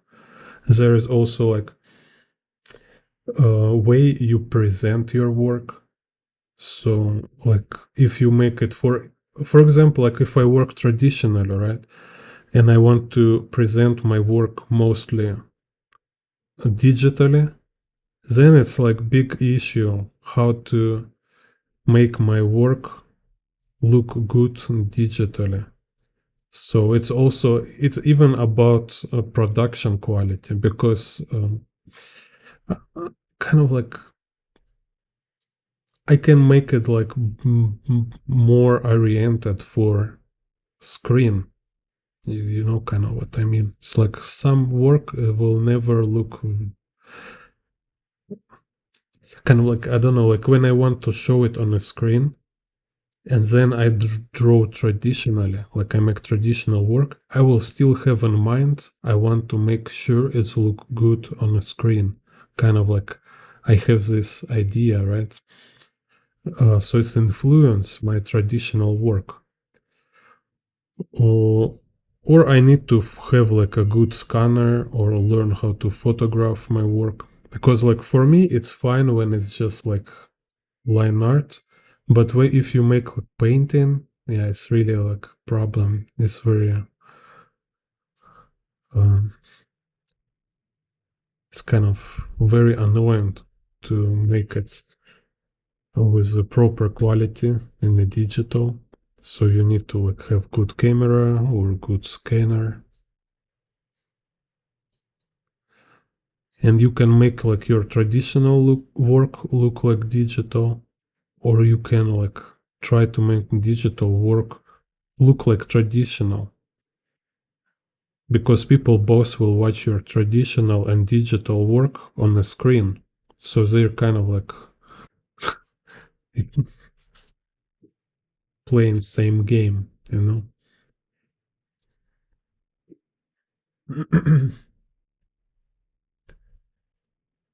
if this is what you're talking about, not sure. So yeah, like I know some artists, like I follow like their art very insane, and they're like Andrei Surnov. He mix digital. No, no, it's not like he mix. No, he mix 3D with freehand. So he make it digitally completely. But I don't care. Like I don't look like how much there is a 3D model under his um, painting, because I know he can make like outstanding freehand painting. I seen his like etudes when he just like digitally paint without any underlying 3D and stuff. So for him, 3D is just way to make work faster and bring some certain nuances, certain features into his work, because like it's like a ruler. Like if I use ruler, my architecture will become more sharp. It will be like a laser sharp.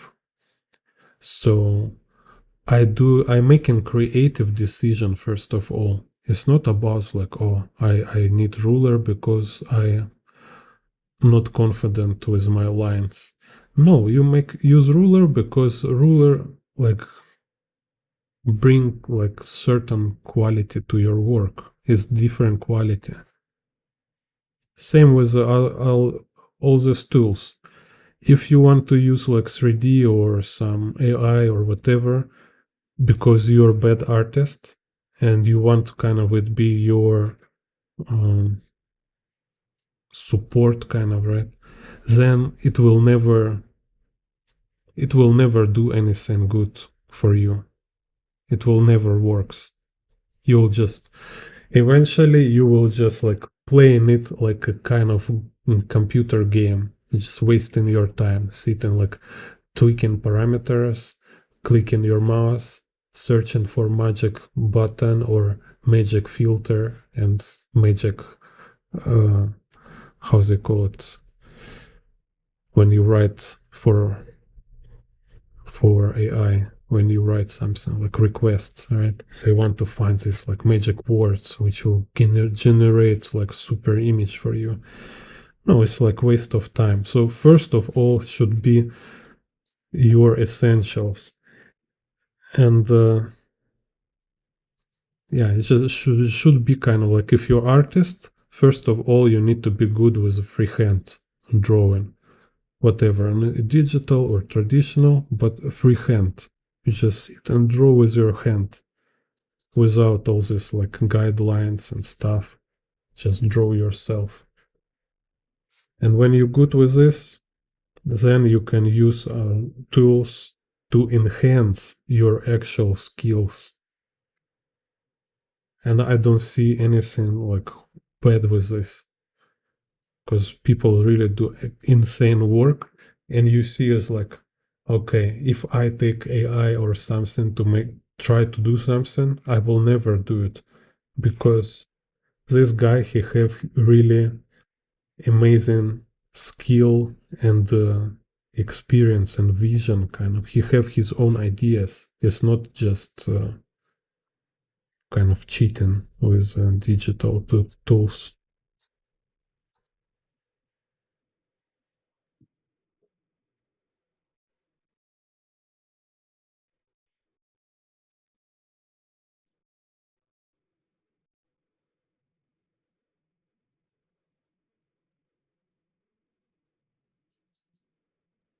I mean, necessary uh, fundamentals. I mean, no, if you want to be artist, like just imagine like you want to be artist, right? Uh, 10 year, 20 years, 30 year, like all your life, right? What will you do all these years? Of course, like eventually you will need to figure out all fundamentals. Eventually, you have no other choice. Eventually, you will figure out fundamentals. So, smart advice, like smart approach, it's start from fundamentals, because later it will be harder. You know, it's like a study language. When you like study foreign language, when you is like 35 and you have a job, you have family, you just don't have free time. So it's very hard to study foreign language when you don't have free time. It's better if you study it when you was in school, you know, or, or start from kindergarten. Same with the fundamentals. You don't need to be genius to learn fundamentals. And the farther you go, more you will regret you don't learn fundamentals earlier. This kind of thing. So, and yeah, how kind of it works for you practically? Because yeah, we're not in a perfect world, so you cannot do everything perfect, right? So anyway, at least you need to solve it. So if you have opportunity, if you have some time for it right now, do it right now. It's a big mistake to keep it for future or avoid it. If you try to avoid it when you want to be artist, kind of, it's very is a delusion. Or you not actually want to be artist. and you will never be artist if you have such attitude. Or you need to start to learn fundamentals. That's it, very simple. So, and it's just like imagine, approach it this way. Yeah, fundamentals is a lot of things and it's a lot of work. But as artist, you must do a lot of work. You must do like crazy amount of work anyway. So to dedicate a lot of time and effort for fundamentals, you will feel like it's a crazy amount of work and effort, and it will like build you up also as like, you know, all this I don't know, like proper attitude, work ethic, everything kind of you need for being artist. And on the way, at certain moment, after you do like a lot of drawings, a lot of studies, you will see it's not, it's like you're moving up to mountain. So now you have a lot of fundamental skills. Now you're there, you're not completely on the top, but you're very high. And now you can make some decision about how much fundamentals you actually need. Because it's kind of also never ending. You can be like trying to be like Michelangelo, you know, or something like that. It's kind of, but you should not afraid it at the beginning. So I don't want to be Michelangelo. Why I need to study fundamentals? Yeah, you need them because you have. It's like you have no other way. It's the only way, proper way to become artist through learning fundamentals. It doesn't mean you will learn them 100%. It's kind of impossible, right? But after crazy amount of work and dedication, you will start to see like how you will see how it works, how it changed you, how your work became better, and you will start to better understand like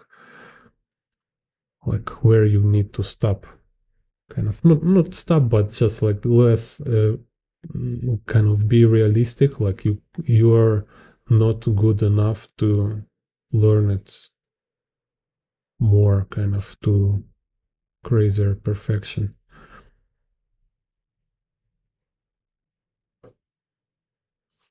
So digital, like what digital, you need to draw in digital, right?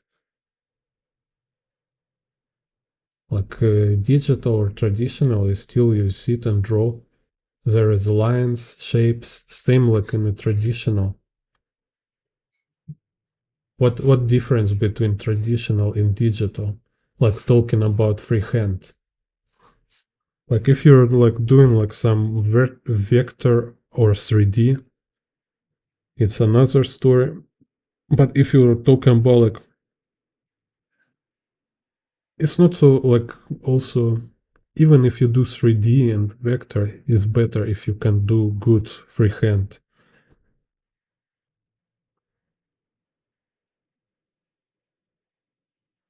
But like in the digital, you use your hands, you're drawing freehand stuff.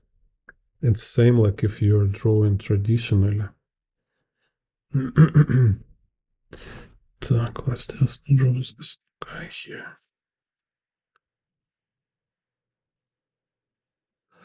Like I say before, it's like there you can find. Yeah, now it's hard to find. Like I need to give you link. Not sure if I can find. I will look. Maybe I will find this link. It was like some convention, and there was like what's it called, like table with Disney artist. And you know, like this like very old masters, like who's like have like amazing skill, like Iron Blaze. And so it in a period where already Disney making this 3D animation, like I don't know, like Frozen, Moana, all this stuff, right? when they like Pixar and all the stuff together, it's already like they're blend together. So, and they all say in their team, they have all these 3D artists making 3D animation, right? First of all, is still 2D animation there, because they make 2D drawings, like old-fashioned 2D animation drawings. This like a storyboard for animation, right? Sometimes they can do like detailed animation in a traditional manner, and then they use it to make 3D animation. So they still need 2D drawings before 3D. And second thing, they say, it's big difference between artists who never draw or like have like very short experience and little experience of a drawing freehand. So they don't know anatomy, they cannot draw people, like they cannot draw all this like perspective and poses and stuff, right? But they start with the 3D very early. And other artist who can do everything, he can draw. First of all, he can draw like real artist, and he's a very good artist. So he's a very good artist. He can draw you anatomy, everything. He's a real artist. And then he do 3D models. And his work is another level, because it's a huge difference between artists who make in 3D and just some guy who makes 3D with a lack of fundamentals. And this is important to understand. It's kind of, if you don't see this, like you lose in very kind of essence of this about how this stuff works.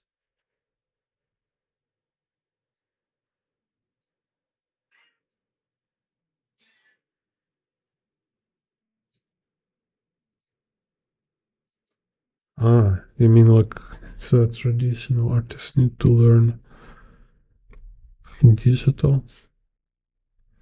I don't know.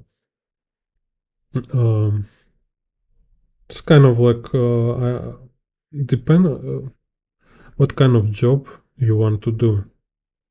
Like if you want to uh,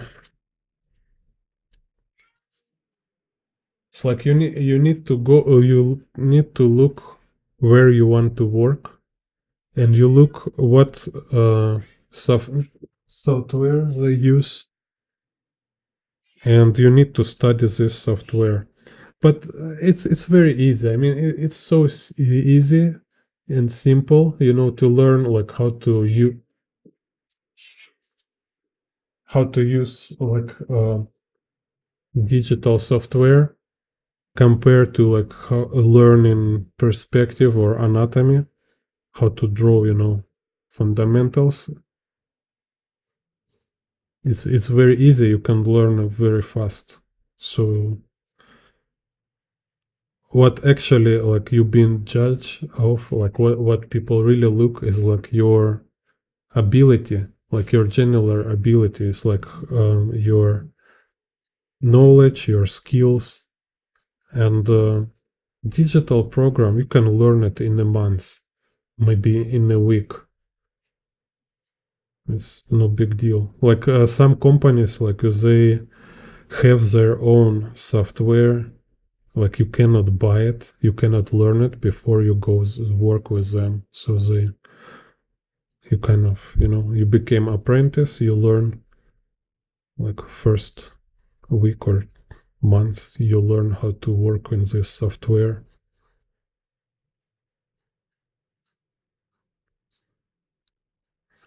It's kind of, I don't know, like you want to be pilot, and you ask me like what kind of helicopter you need to have experience of flying before. Uh, I don't know where you can find helicopters to fly if you're not in the army.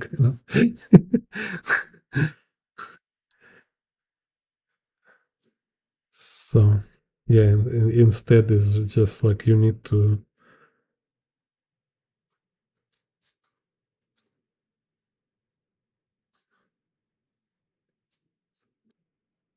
you need to be in army, right? So you need to be to have this general quality which they will accept you to army, and then they will teach you helicopters and whatever you need your dream about if you fit.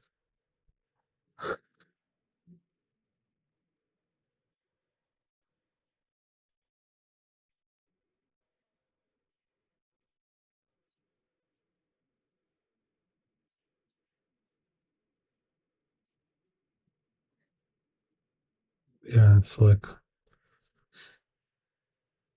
you cannot like practice how to like capture like international terrorists and like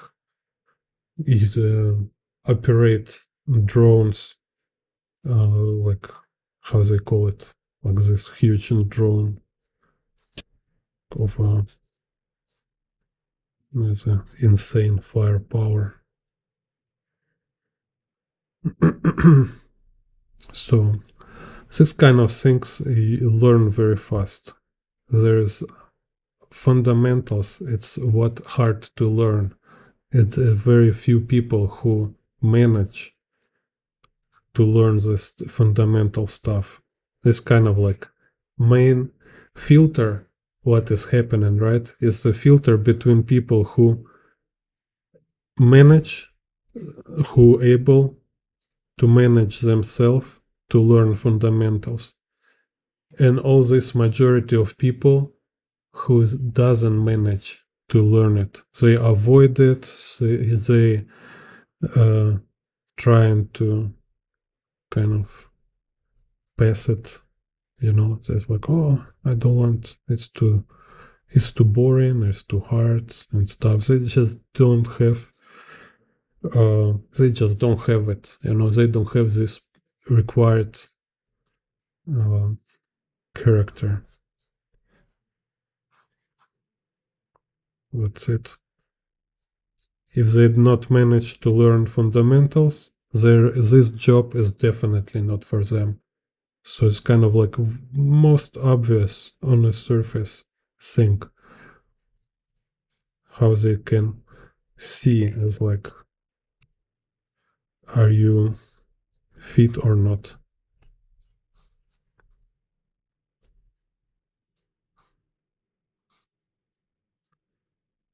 So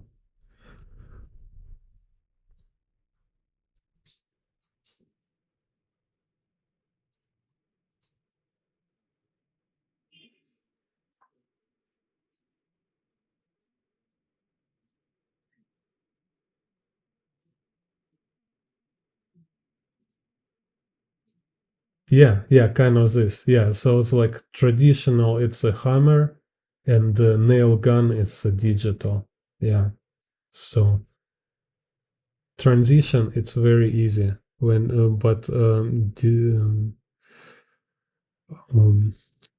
your skills, your essentials, fundamentals is very difficult, and it's a scarcity kind of because not so many people have a good fundamentals.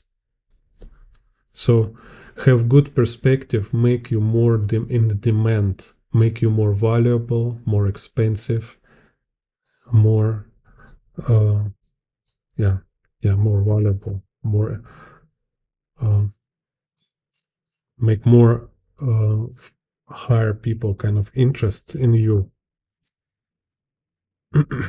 Headhunters kind of, yeah, remember this word.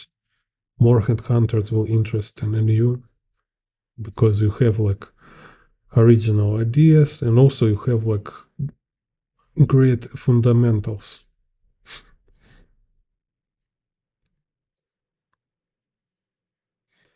Fundamentals is like, again, like imagine you're a writer, right? But your language is very bad. It's like you're writing in English, but your vocabulary very low, you know only like 3,000 words, and your grammar very bad, and yeah, your writing is horrible. So maybe you genius, maybe you have amazing imagination and everything, but lack of fundamentals make everything hard for you. Is so having like better language for you as writer will not make your art more boring. It's a stupid idea, like how people think like, oh, if I will learn more anatomy or perspective, I will become boring artist, something like this, you know. No, like a writer is like it will only make you better. It will not make you like mm, mm, genius, but without this, you definitely will be a mediocre and low quality writer. Or like, I don't know, maybe you will be like very weird art house kind of writer with horrible stories like not everybody can understand. But eventually you will learn language and you will write better eventually. So why delay?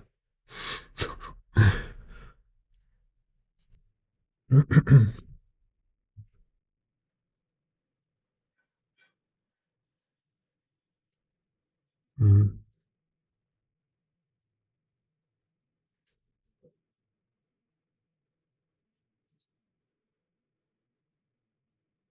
Because like when you see like how people making like mistakes in perspective, this like very simple in a very simple places, you see they like, oh, it's like sometimes you want to throw up, you know, it's like, what is this, like how can you draw something like that, and you cannot impress with your work if it make people throw up, you know.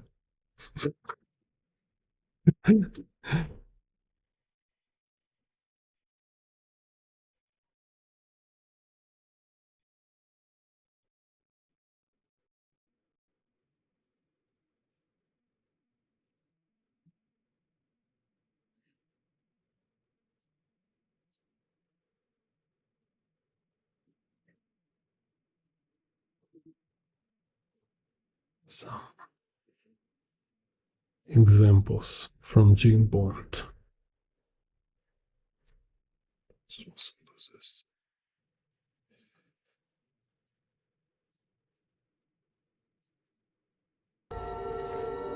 Madness. This is Gene Bond art.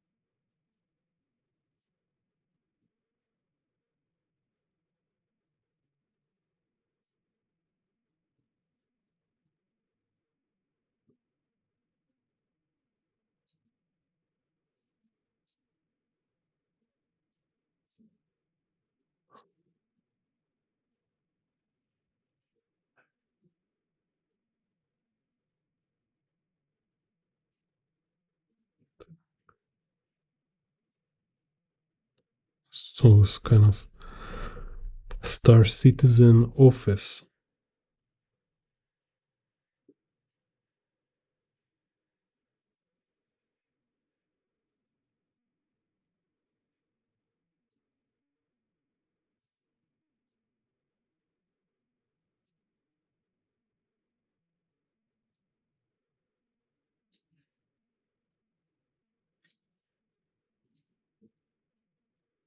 Cool. Yeah. Pleasure. Yeah, nice talk. Thank you for chat.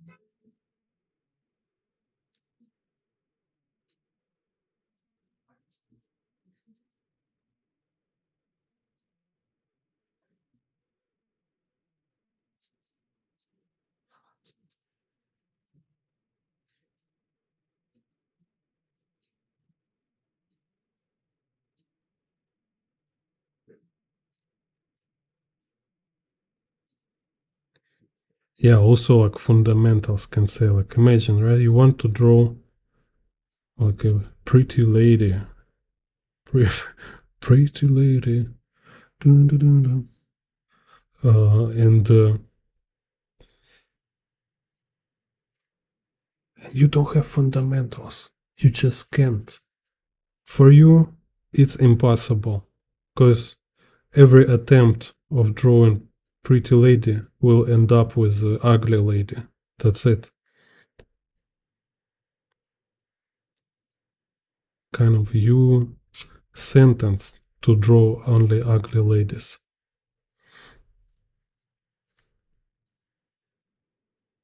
And only way to manage it is to make a lot of work.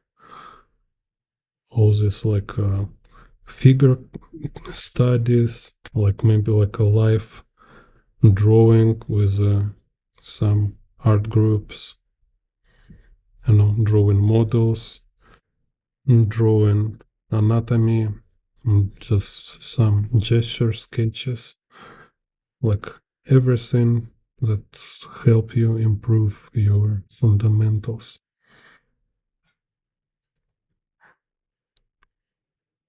So final bottom line kind of here, right? Once you get this serious intention, you will face it. You will face reality. Say like, wow, I want to make a really good thing and I can't because I don't know how to draw. That's it. So you can like be like say ignorant and delusional. You can be like delusional, like tell yourself you actually know how to draw, but you avoid serious attempts, right? Or you lie for yourself. You make some lazy ass ugly stuff and you don't want to know it. You don't want to see it.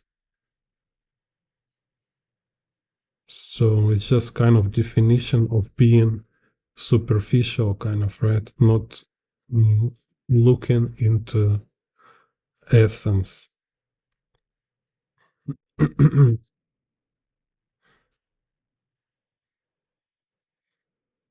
But whole idea of making art is to work with the depths. You need to work with the essence of things. Because this kind of what is all about is going beyond and within, kind of, right? You want to show, like you draw people, you want to show their soul, their heart, whatever, like who they are, or like who they are as humans, or who they are as the characters. You draw in nature, you want to show this kind of essence of nature. It's always about the essence. And like being not able to see reality and fact, kind of actuality, kind of, right? It's just disqualifying you from art.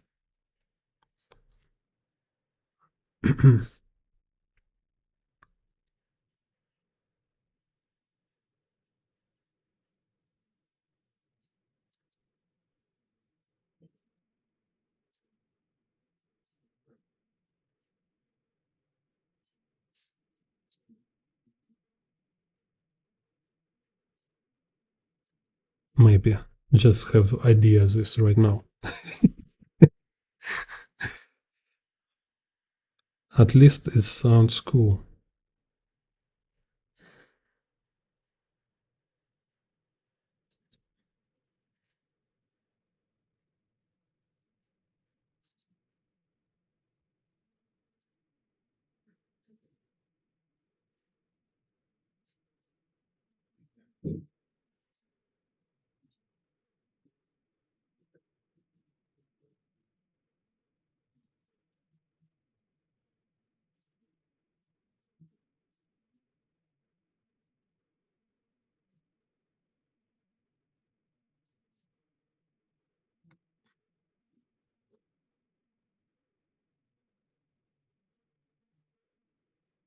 Yeah, it's like coach motivational speak.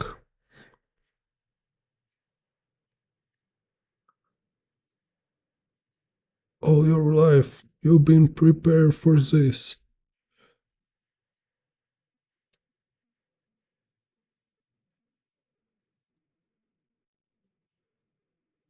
And you will not turn your back on perspective because it make you uncomfortable. You are not little pussy anymore.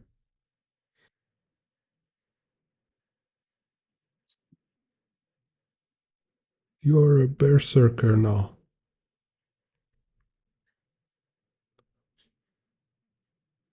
Some perspective berserker.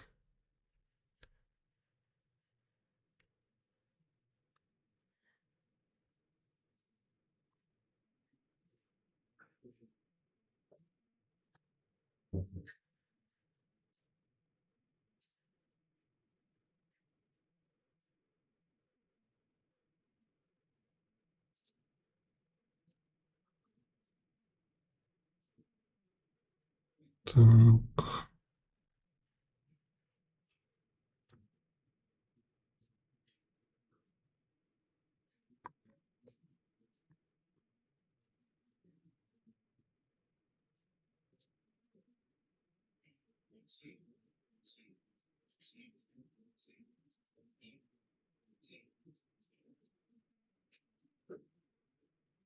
I know, like even word fundamental sounds cool. Sounds very badass. Like fundamental.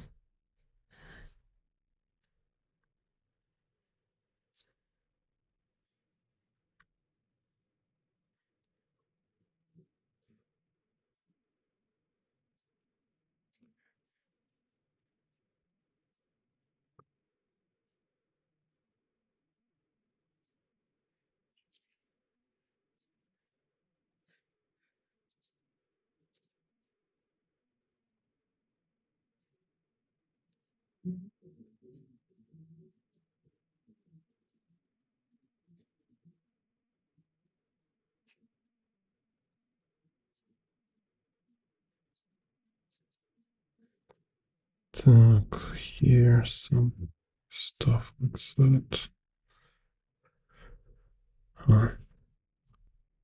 So here's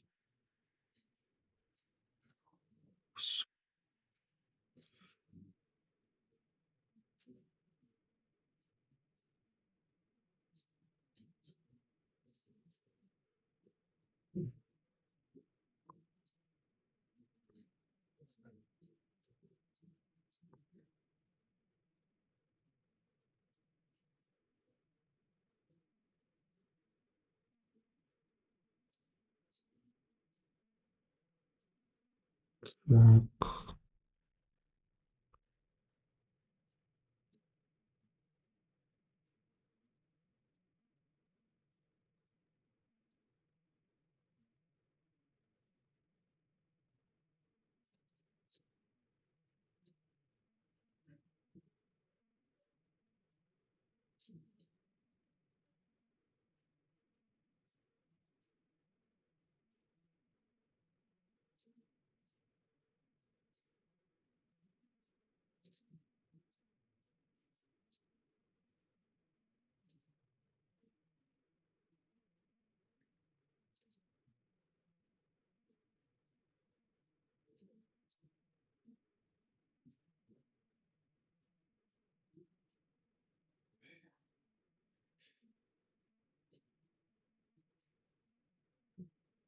So this.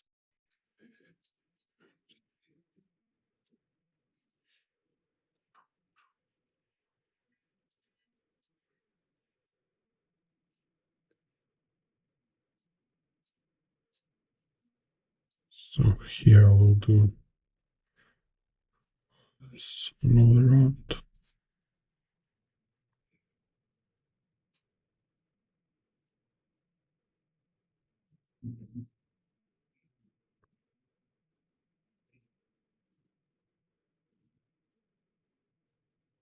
Yeah, so I really recommend you also watch some interviews with the like top professionals. So like you do this research like you do with helicopters, like look research industry you want to work within.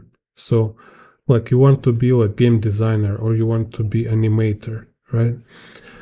What is it? Is not computers, is not work tables, it's always people, right? So to know your industry, you need to know main people.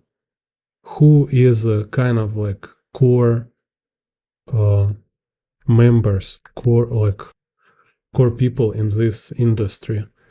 Research, know their names, like like most essential artists, most essential like screenwriters, directors, all this stuff.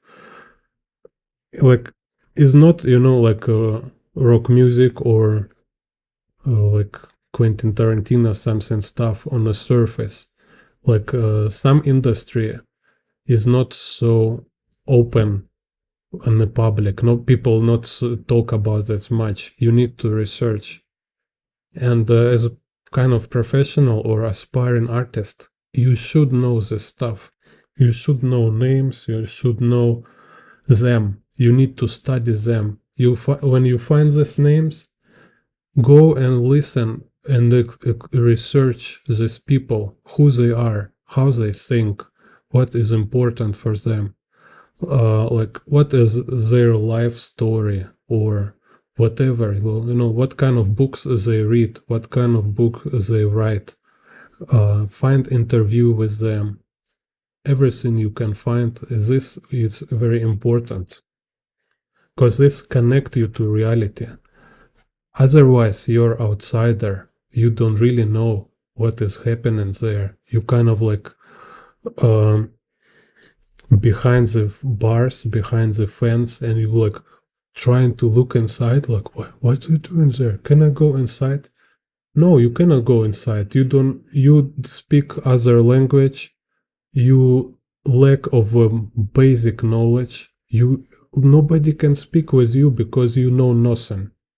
This kind of reality. So, and if you make your research, if you explore, if you learn these people, this became like your important background for you. It's like this how you connect and became part of them. Even before you actually meet them in reality, you already became part of them.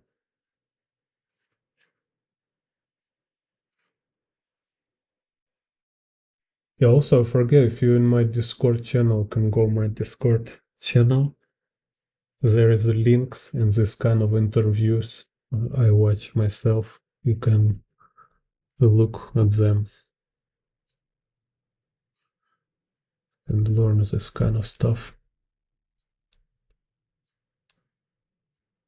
Because you need to get rid of, let's say, like average people vision. You need to look into industry with the eyes of a member of this industry. You need to develop this vision, like how other people inside think, not from outside. You need to start to see things from inside.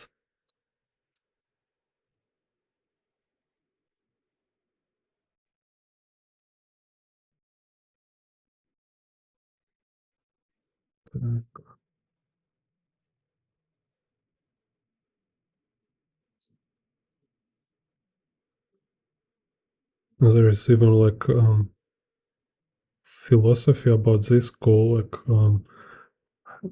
I forgot who is author, but it's called habitus, theory of habitus, or um, social circles, something like this. Very interesting. Can also find it video on YouTube about this. This kind of idea of this theory is like I say, is everything is about people. For us, it's always people. So if you first you need to search people names, like who is like this in industry, this direction, or this kind of thing. It's certain people. You need and let's say like art, right? So there is core figures who define what is art always. So they're like standing in the center and they're like radiating this idea of this community. And it's like, let's say, so this like art, right? So, and there this like core people in the center, and they're defining what is art, kind of this art, let's say, right? So, and there is you outside. So you need to become part of this community. How you became part of this community? By became like these people in the core. Kind of this. So you need like when you became like them, like kind of you have same way of thinking, same kind of personal characteristics. It's depend on a group, let's say like army, right? Depend on a kind of social circle. These values, this characteristic will be totally different. So you need to understand what is a core characteristic and parameters in your particular group you want to become member kind of this. Так. It's cool. Like I trying to explain this and I realize I need to learn it again to understand better this theory.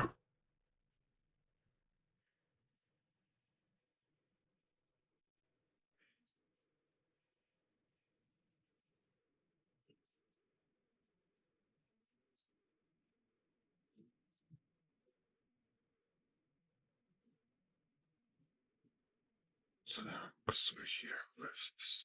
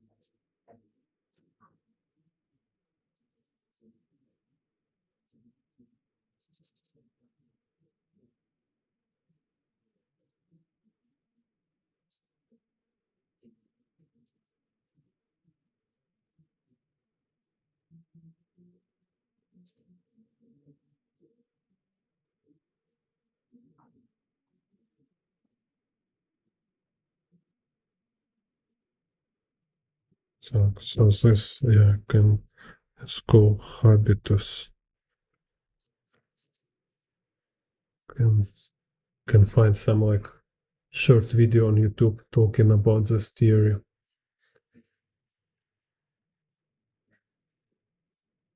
Okay, so for today we'll finish here. So 6 Star Citizen studies. Thank you for watching. Thank you, Human Atelier, for chat.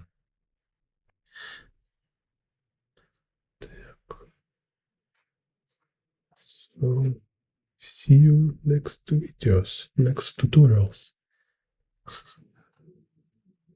Так. Madness. This is Jane Bond Art.